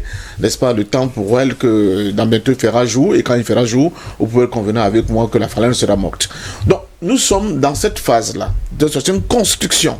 Et dans cette phase de cette construction-là, il faut qu'on redouble d'ardeur dans le travail, dans la détermination. J'avais parlé aussi d'une question d'organisation. Il faut que les jeunes Africains, c'est surtout eux, c'est le combat que nous déclinons sur ce plateau, c'est à cette jeunesse-là de s'armer suffisamment pour pouvoir donner corps à un nouveau jour en Afrique. Mais pour l'instant, nous faisons là, avec ce que vous voyez, ce que j'appelle les derniers soubresauts de la phalène, une élite qui a été formatée, qui a été complètement structuré mentalement, psychologiquement, culturellement par Paris, par ces officines internationales, par ce monde de la finance internationale, qui ne voit en dehors, il n'y a pas d'autre solution possible pour lui que d'être des chiens couchants de l'impérialisme mondial. C'est ça qu'il faut bannir. Et ça, c'est un travail de longue haleine qu'il faudra mener. Je rejoins Nato tout à l'heure. Moi, je regarde les images du Niger. L'essentiel de l'uranium français, dont se vante à travers le monde, il est plus au Niger. Regardez la misère qu'il y a au Niger. Regardez la misère. J'ai vu une image là tout à l'heure des gens qui sont sur devant... l'indice de développement humain, actuellement, le Niger est peut-être 178e pays dans le monde. Hein. Sur combien? Sur 200, donc vous allez vous retrouver que le Niger est l'un des pays les plus pauvres du monde. Oui. J'ai vu les gens qui étaient devant un bureau de vote. Regardez ces gens-là. Alors qu'au même moment, ils ont sous leur sol et leur sous-sol un produit qui est recherché partout dans le monde. Mais, hélas, les élites corrompues, qu'est-ce qu'ils ont trouvé bon de faire? C'est de se coucher parce que Paris donne des injonctions. Si le Niger avait la possibilité de payer, de vendre, autant pour moi, son uranium au prix, qui est le vrai prix sur le marché international, je peux vous dire qu'on ne parlerait plus de la misère au Niger. Mais pour contraindre le Niger, surtout maintenir le statu quo, on a vu M. Macron, avant lui, je crois, un de ses prédécesseurs, dire que non, il y a un problème au Niger. Les femmes du Niger font trop d'enfants. Il faut arrêter ça. Il faut adopter un planning familial pour limiter les naissances au Niger. Pourquoi on le dit? On le dit parce qu'il ne faut pas qu'il y ait beaucoup de têtes ni de mains pour revendiquer l'autonomie et la souveraineté du Niger le moment venu. C'est ça leur problème. Parce qu'ils voient cette population qui monte. Et ils se disent, il va arriver un moment où le point critique sera franchi et nous allons basculer vers une autre réalité. Et c'est ça qu'ils ne veulent pas. Et justement, en convoquant, parce que je suis convaincu que c'est Paris qui a convoqué M. Bazoum, il a dit, M. Youssoufou, amène-le nous ici, et qu'on le dise, comme Anatole disait tout à l'heure, ta feuille de route. On dit, monsieur, voici ta feuille de route, tu signes ou tu ne signes pas. L'uranium sera vendu à tel prix. Au même prix. Je vous rappelle qu'il y a un chef d'État au Niger, j'oublie le nom. Mamadou Tandja, qui à un moment donné avait voulu revoir à la hausse le prix de cet uranium. Qu'est-ce qu'on a fait? Paris a tout fait de rappeler quelques officiers qui avaient fait leur formation à Saint-Cyr. Et là, ça repose la question de la formation de nos élites dans leurs instituts les plus huppés. Ils leur ont dit, dis donc, dégagez-nous ce gars rapidement de là. Et ce sont ces officiers formés à Saint-Cyr, nigériens, qui ont fait le coup d'état contre Tandja. C'est ça le problème. Alors qu'il était à la fin de son mandat. Voilà. Donc je dis qu'il faut qu'on fasse très attention. Pour le Niger, c'est quelque chose de très délicat. C'est-à-dire que la France joue avec son avenir. Elle ne peut donc pas accepter qu'au niveau, à la tête de l'État, qu'il y a quelqu'un qu'elle ne va pas contrôler, qu'elle ne peut pas maîtriser. Parce que donner cette possibilité au Niger, c'est chambouler complètement tout le programme de Paris par rapport à leurs ambitions. Parce que, comme vous le savez très bien, ils ne font pas les projets sur 2-3 ans. Ils ne gèrent pas, ils n'ont pas la gestion de la petite semaine. Ils ont des plans qui font sur 50-100 ans. Et ils se basent... je l'expliquais ici dernièrement. Dans l'histoire de la COP21, c'est dit qu'il faut. Qu'est-ce qu'il veut nous dire par là? Il faut qu'on fasse un basculement pour protéger la planète en sortant, n'est-ce pas, de l'industrialisation, ayant pour jus, donc pour principal carburant, les énergies fossiles. Si on sort dans des énergies fossiles, quelle est l'énergie par excellence que Paris va essayer de vendre et l'Occident va essayer de vendre dans le monde? Ça va être ce qu'ils appellent les énergies propres. Et parmi ces énergies propres, l'une des sources d'énergie, soi-disant propres, entre guillemets, mais avec des situations dangereuses. On a vu au Japon avec Fukushima. Oui. Ça va être des centrales nucléaires.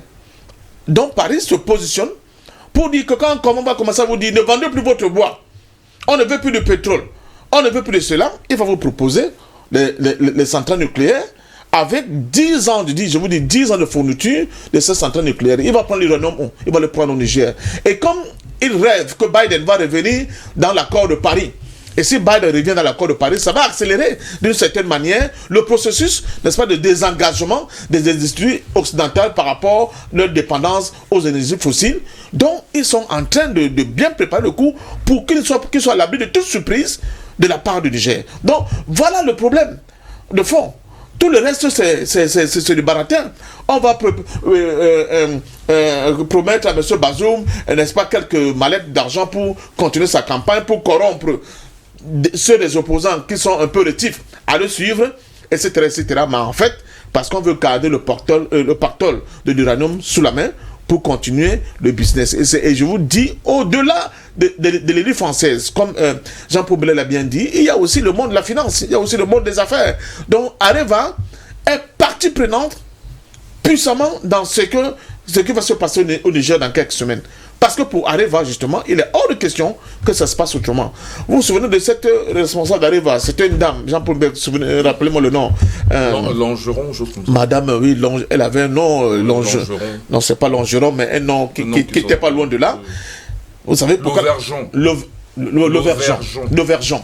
Voilà. Qui était arrivé au Niger et avait commencé quand même à dire, est-ce qu'on ne peut pas essayer de négocier autrement? Est-ce que on a collé des choses que Madame Levergeon là, une gestion management qui est bizarre, machin, on l'a écarté brutalement. Et non seulement l'a écarté brutalement, on a même essayé de lui coller une affaire qui pouvait l'envoyer en prison. Vous voyez. Donc c'est ça qu'il s'agit. On ne choisit pas les gens au hasard, c'est ça la France-Afrique. Quand monsieur Omar Bongo gonflait là, en disant qu'il peut faire et défaire des ministres en France, parce qu'il savait très bien la contrepartie qui cédait, n'est-ce pas, au réseau centrafricain au niveau de Gabon. C'est comme ça que ça marche. Et je peux vous le dire, c'était hier. C'était la nuit de l'Afrique. Un nouveau jour se lève déjà au niveau de notre continent. Et ce jour-là va se lever avec la détermination, n'est-ce pas, des Africains, avec la détermination de sa jeunesse. Je demande dans la jeunesse africaine, créer des organisations, les organisations Cheikh Anta Diop, les organisations Samori, les organisations Patrice Lumumba, Oumiober, Wandje, les organisations Oui pour une Afrique propre. Vous êtes trop fertile en termes d'idées. Mais que toutes ces organisations-là participent le moment venu à créer des passerelles pour que nous lançons véritablement le combat pour une Afrique unie. Je prends un exemple. On a interdit dernièrement les marches au Mali.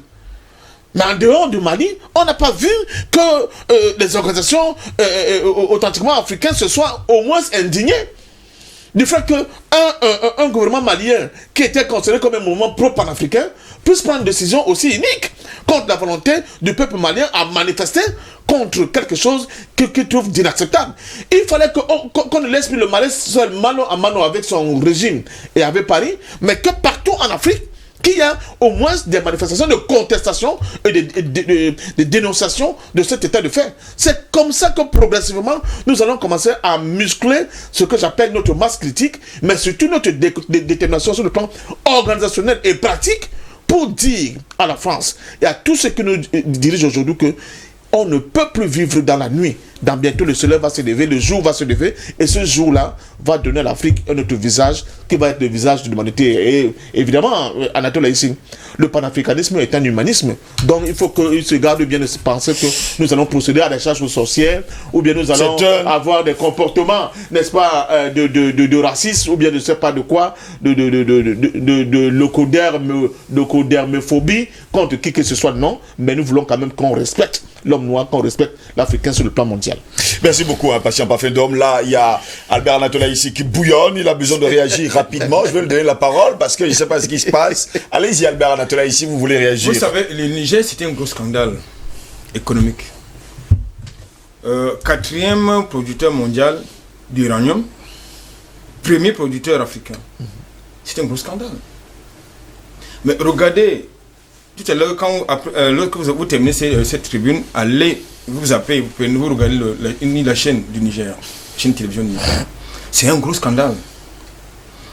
Je pense qu'aujourd'hui, lorsque vous questionnez également le taux d'alphabétisation au Niger, c'est également un gros scandale.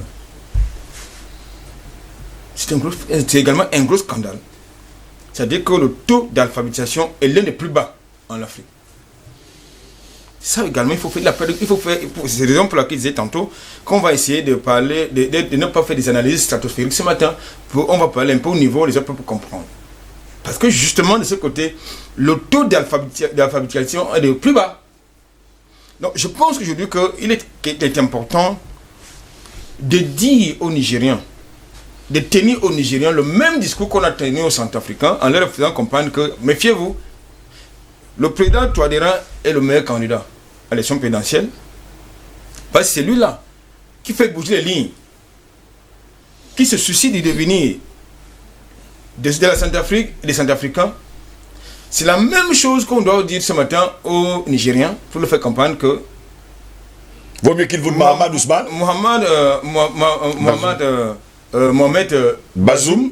c'est un très mauvais candidat, mais non le plus mauvais. Parce que c'est même une très bonne chose qu'il soit en train de passer un très bon séjour À Paris. très coloré du côté de Paris.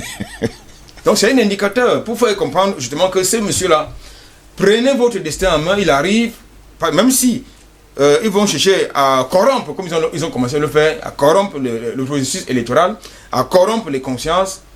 Je pense qu'il s'agit de l'avenir du Niger. Il s'agit de l'avenir de vos enfants, de vos petits-enfants. Et c'est de ça qu'il s'agit. Il est inacceptable, j'allais dire scandaleux, qu'un pays aussi riche que le Niger fait tourner l'économie de Paris, crée l'exemple à Paris, mais au Niger, vous avez des gens qui n'ont même pas d'eau potable. C'est un problème général. Dans tout l'espace francophone, même au Cameroun, il y a des zones où il n'y a pas d'eau potable.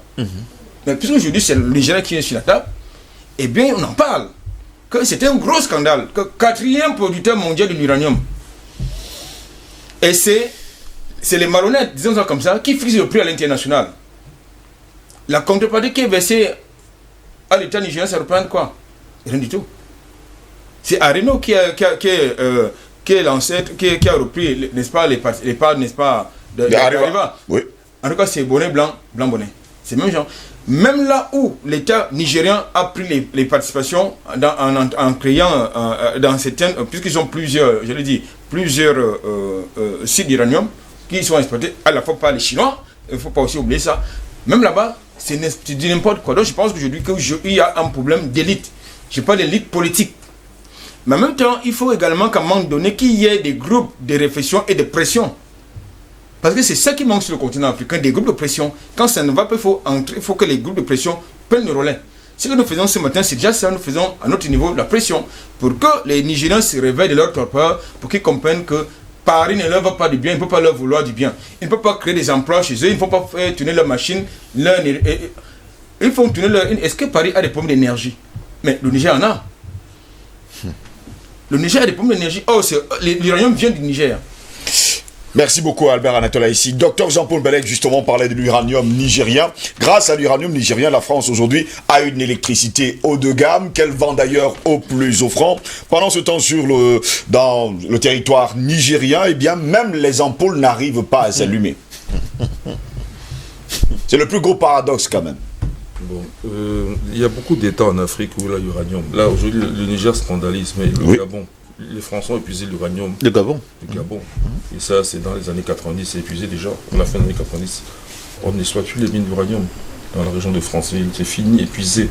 Et j'insiste, dans cette région, Franceville, Monana, il y a eu, à 1,8 milliard d'années, un phénomène, une réaction nucléaire naturelle qui a duré, on estime, entre 100 000 et 200 000 ans. Avant même que l'être humain existe sur la planète Terre. Avant même que les espèces humaines, par exemple les australopithèques ou Toumaï, apparaissent même sur la Terre. 1000 fois plus avant. Une durée 1000 fois plus longue avant. Il y avait déjà un réacteur naturel qui avait tourné. Pendant 100 000 à 200 000 ans. Pourquoi? Parce que la région était telle. D'abord, c'était une région très uranifère. Le taux d'uranium dans le monde aujourd'hui, on va dire, c'est 0,72%. L'uranium fissile. Oui. U-235. Par rapport la grosse quantité qui n'est pas fissile, qu'on appelle l'uranium 238. C'est la grosse quantité. Dans 1 kg d'uranium. Voilà. Et bien, reculons en arrière, parce que ce qui se passe, c'est que à chaque seconde, la quantité d'uranium diminue. Dans l'univers entier, pas seulement sur la Terre, dans l'univers, par le phénomène qu'on appelle la radioactivité. Ça veut dire que si on remonte dans le temps, il y a 1,8 milliard d'années, le même taux d'uranium fissile, U-235, à 0,72% aujourd'hui, était de plus de 3%. Plus de 3,8%, ce qui est suffisant pour faire tourner une centrale nucléaire. On avait juste besoin d'un modérateur, parce qu'il faut ralentir les neutrons. Or, la rivière Oklo, dans la région, ralentissait les neutrons. Voilà comment la fission a eu lieu naturellement. Donc, c'est un scandale, donc, que au Gabon, c'est pire que le Niger. Oh, oui. Il n'y ait plus du tout d'uranium. Donc, la France a les stocks chez elle. Avant ça, il y a la RDC. On continue à exploiter l'uranium à ciel ouvert. Même des mines pirates, entre guillemets, c'est-à-dire qu'ils ne sont pas africains eux-mêmes. Voilà. Et vous savez, la bombe à uranium qui est explosée à Hiroshima, parce qu'il y a eu 2 bombes, une à uranium, une à plutonium. Mais même à plutonium, elle était fabriquée à partir de l'uranium. Parce que l'uranium 238, qui n'est pas fissile, est fertile. Donc, à partir d'une centrale nucléaire ou d'une pile atomique, on peut rendre l'uranium 238 en plutonium 239 qui lui est fissile. C'est ça qui a servi pour la bombe de Nagasaki. Oui. On a fabriqué ce plutonium à partir de l'uranium. Il était pris en RDC. Donc nous les Africains, nous passons notre temps à non seulement enrichir les autres, à leur donner des armements, et nous on est pauvres, on est écrasés, on n'a rien, c'est pas normal. C'est pas normal. Et il faut, et ça, c'est un raisonnement. Regarde ce qu'on fait là, ce sont des raisonnements. Bon, 3A a tendance à donner les faits, parfois on a tendance à raisonner, et si vous me permettez, moi je vais emmener plutôt les mathématiques. Mais dès qu'on raisonne avec les faits, on fait les mathématiques. C'est notre grand défaut. J'arrête pas de le dire. D'ailleurs, je vais le dire jusqu'à ma mort. C'est les mathématiques. Vous rêvez si vous ne pouvez pas venir aux mathématiques. Sinon, c'est la paresse. Et si vous êtes paresseux, vous méritez le sort qui vous est réservé. Parce que c'est comme l'esclave qui veut se battre pour sa liberté. Vous ne voulez pas faire les mathématiques? Eh bien, vous allez crever. C'est la condition nécessaire et suffisante pour les Africains encore aujourd'hui. Nous sommes obligés de faire l'effort mathématique, d'en faire notre substance comme nos ancêtres l'ont fait. Parce que la culture africaine est mathématique. Ça prouve que c'est le seul peuple au monde qui n'est pas en accord avec lui-même. On n'est pas en accord avec nos cultures si on fuit les mathématiques. Et les mathématiques à tous les niveaux. Même pour embrasser quelqu'un, tu fais les mathématiques. Je le dis. Oui. Ça, on est logique. Et ça dit qu'on est africain, on doit faire les mathématiques. Quand on fait les mathématiques, on est scandalisé par le sort du Niger. Et si on est scandalisé et qu'on est africain, je vous dis que la culture est mathématique, on doit donc se révolter. On doit donc bouter la France et qu'elle n'ait plus droit au chapitre. Alors, je vais dire une chose. Parfois, on doit parler de le code d'hermophobie, un terme de son cru, qui sonnait quand même. Voilà. Je signale que Bazoum est un arabe. Donc, il y a des chances qu'il y ait une première en Afrique. Qu'il y ait un président arabe en Afrique noire comme les Européens ont pris, l'ont conventionné, ils disent Afrique Maghreb, Afrique noire, on est charcuté. Alors moi j'aimerais bien savoir si on est en Afrique noire ou si on est en Afrique, je ne sais pas. Moi je ne peux même pas dire Afrique blanche, moi je ne peux jamais dire Afrique blanche, hein, parce que moi je ne vois pas où l'Afrique est blanche. Même si il y a une minorité blanche en Afrique du Sud, en tout cas le nord de l'Afrique n'est pas blanche, il faut que ce soit clair. Il peut y avoir 2 ou 3 descendants de blancs là, mais moi je ne vois pas de blancs là-bas. Je sais connaître tous leurs origines. Ok. Et aucun habitant de l'Afrique, pourvu qu'il se croit de souche, c'est-à-dire que ça fait longtemps au moins que ses ancêtres sont là, ne peut être 100% autre chose. Il ne peut pas échapper au sang noir. Il faut regarder des histoires là-bas. Même s'il n'a que 1%, il a le pourcent là. C'est ça qu'il veut fuir. Donc, comme la Tunisie. Mais moi, je défie les pays d'Afrique du Nord. Parce qu'on parle de l'Afrique, c'est une unité. Hein. On n'a pas dit les Noirs, on a dit l'Afrique. Organisation unité africaine. Ou Union africaine. On n'a pas dit noir là-bas. On est d'accord? Voilà. Je défie les États d'Afrique du Nord. L'Égypte, je la mets à part. Moi, je ne mets jamais l'Égypte dans ce socle-là. Jamais. Je vais citer donc. Ils ne sont pas nombreux. Je vais citer. Même la Mauritanie, là, on met dans l'Afrique noire. Même la Mauritanie, je la mets dans le sac, là. Mauritanie, Maroc, Algérie, Tunisie, Libye. Où est leur président noir? Noir qui s'affirme noir sans discussion. Je veux le voir. En attendant, leurs journaux télévisés, où sont les Noirs là-bas? Même les Maghrébins typés là, où sont-ils là-bas dans la télévision? Je vais les voir. Dans l'armée, le chef d'état-major, où sont-ils? Donc il faut qu'on soit clair sur cette affaire-là. Okay? La libération pour l'Afrique qu'on a engagée doit être totale. Et si certains s'imaginent qu'ils vont nous emmener une berbériphone, je sais pas quoi là, c'est du n'importe quoi, ou de l'arabe, non. L'Afrique est noire, même quand on n'a pas l'aspect noir. Et c'est ça que nous voulons. Et c'est ça qu'il y aura. Merci beaucoup. Nous sommes les origines de toute l'humanité d'abord, et nous sommes majoritaires, et nous resterons. Alors, pour la population Niger, le Niger, effectivement, d'abord, c'est presque 25 millions d'habitants en 2021, enfin, fin 2020. Mais en plus, c'est le pays en Afrique qui fait le plus d'enfants par femme. Voilà le discours de Macron. Voilà le danger qu'il voit. Dans l'élection au Niger, pour moi, l'enjeu n'est pas au niveau qu'on attende quelqu'un qui va changer quoi que ce soit pour l'Afrique, que ce soit un cas ou un autre. Mais je pense que un Bazoum président, il faut qu'il sache qu'on connaît son origine. Il est arabe. Déclaré. C'est un ami de Ouled, je ne sais pas quoi, Slimane. Voilà. Qui existe en Libye et au Tchad, déjà. Voilà. Ils sont minoritaires au Niger. Bon. Donc, déjà, ce serait une première.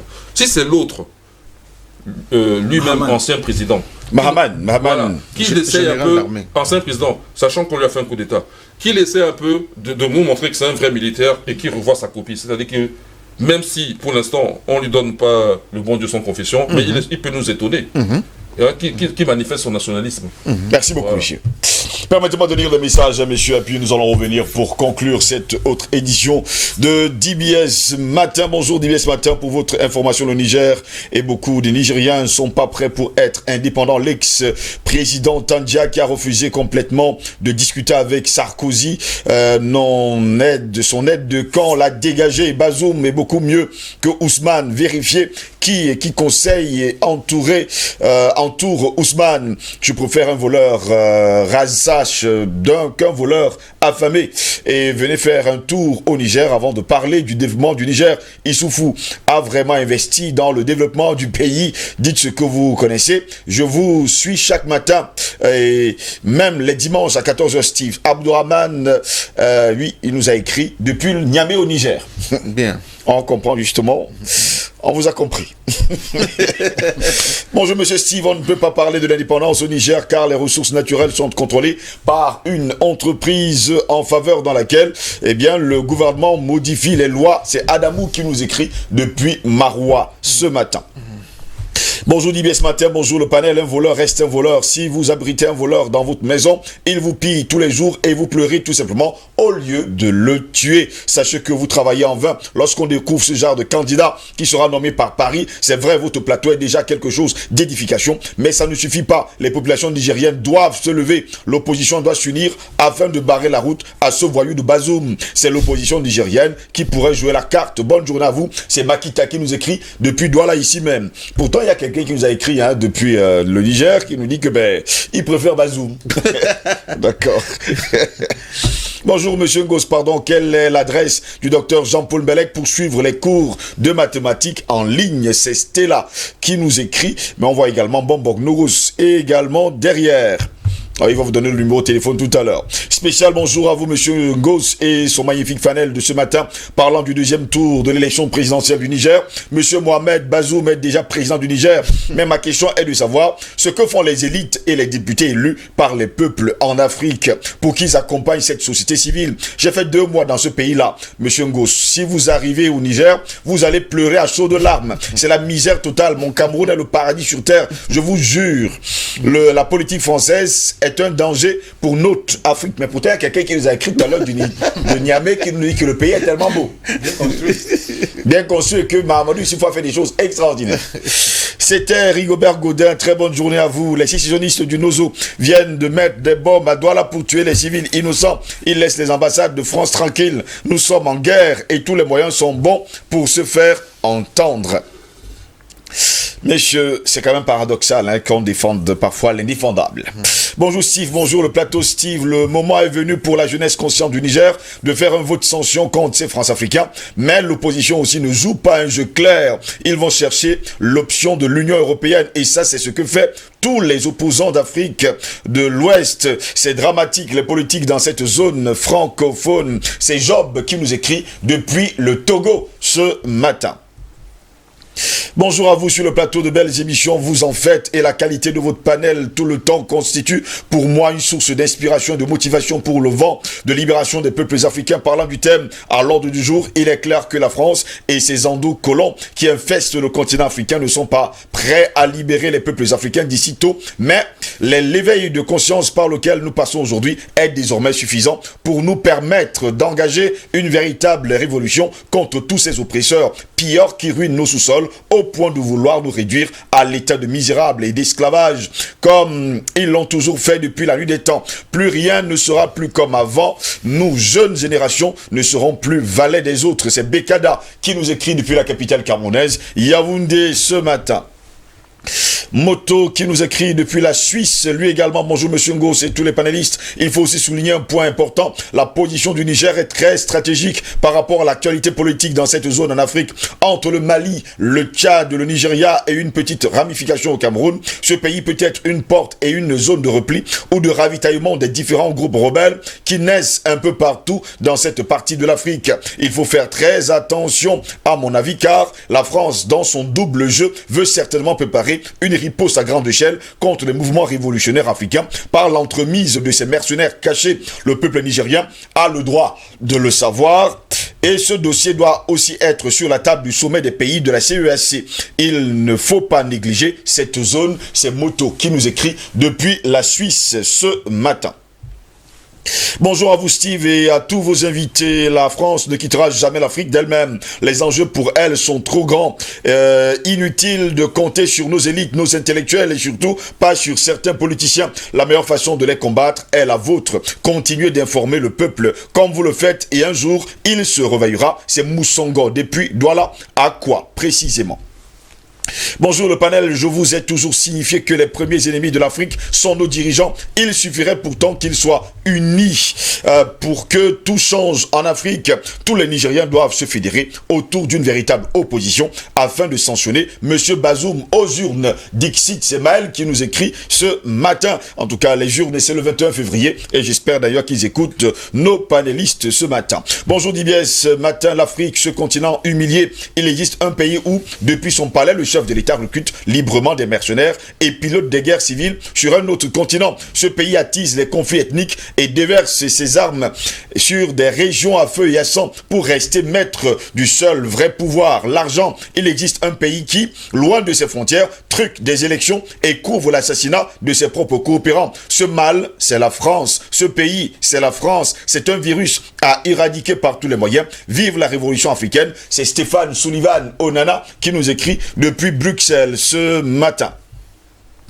Toujours des messages, monsieur, encore ce matin. Merci DBS, merci également à vous. On ne cessera jamais de dire, de recevoir d'ailleurs que vous nous dites merci.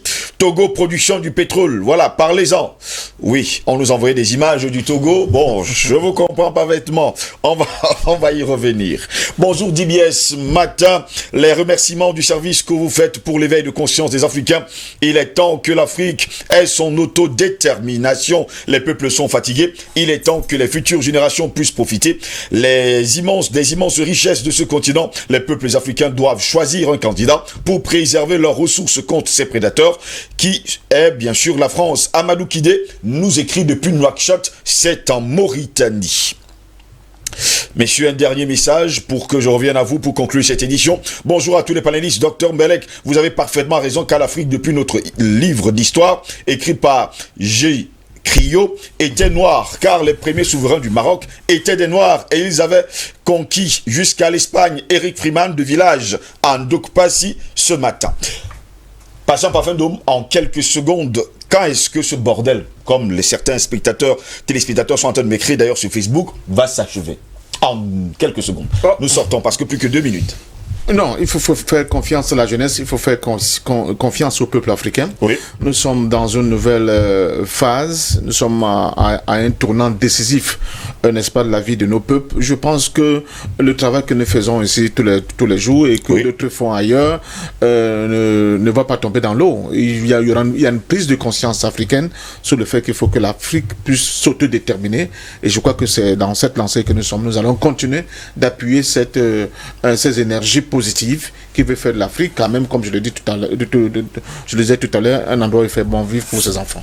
Albert Anatola, ici pourtant, sur le sol français, il y a de l'énergie fossile, mais que la France n'utilise pas. Elle passe la majeure partie de son temps à puiser justement l'uranium des autres pays. Ce fut le cas d'ailleurs avec le Gabon, pour emmagasiner et vendre d'ailleurs au plus offrant. Qu'est-ce qu'on peut dire justement aux pays africains qui sont riches dans leur sous-sol?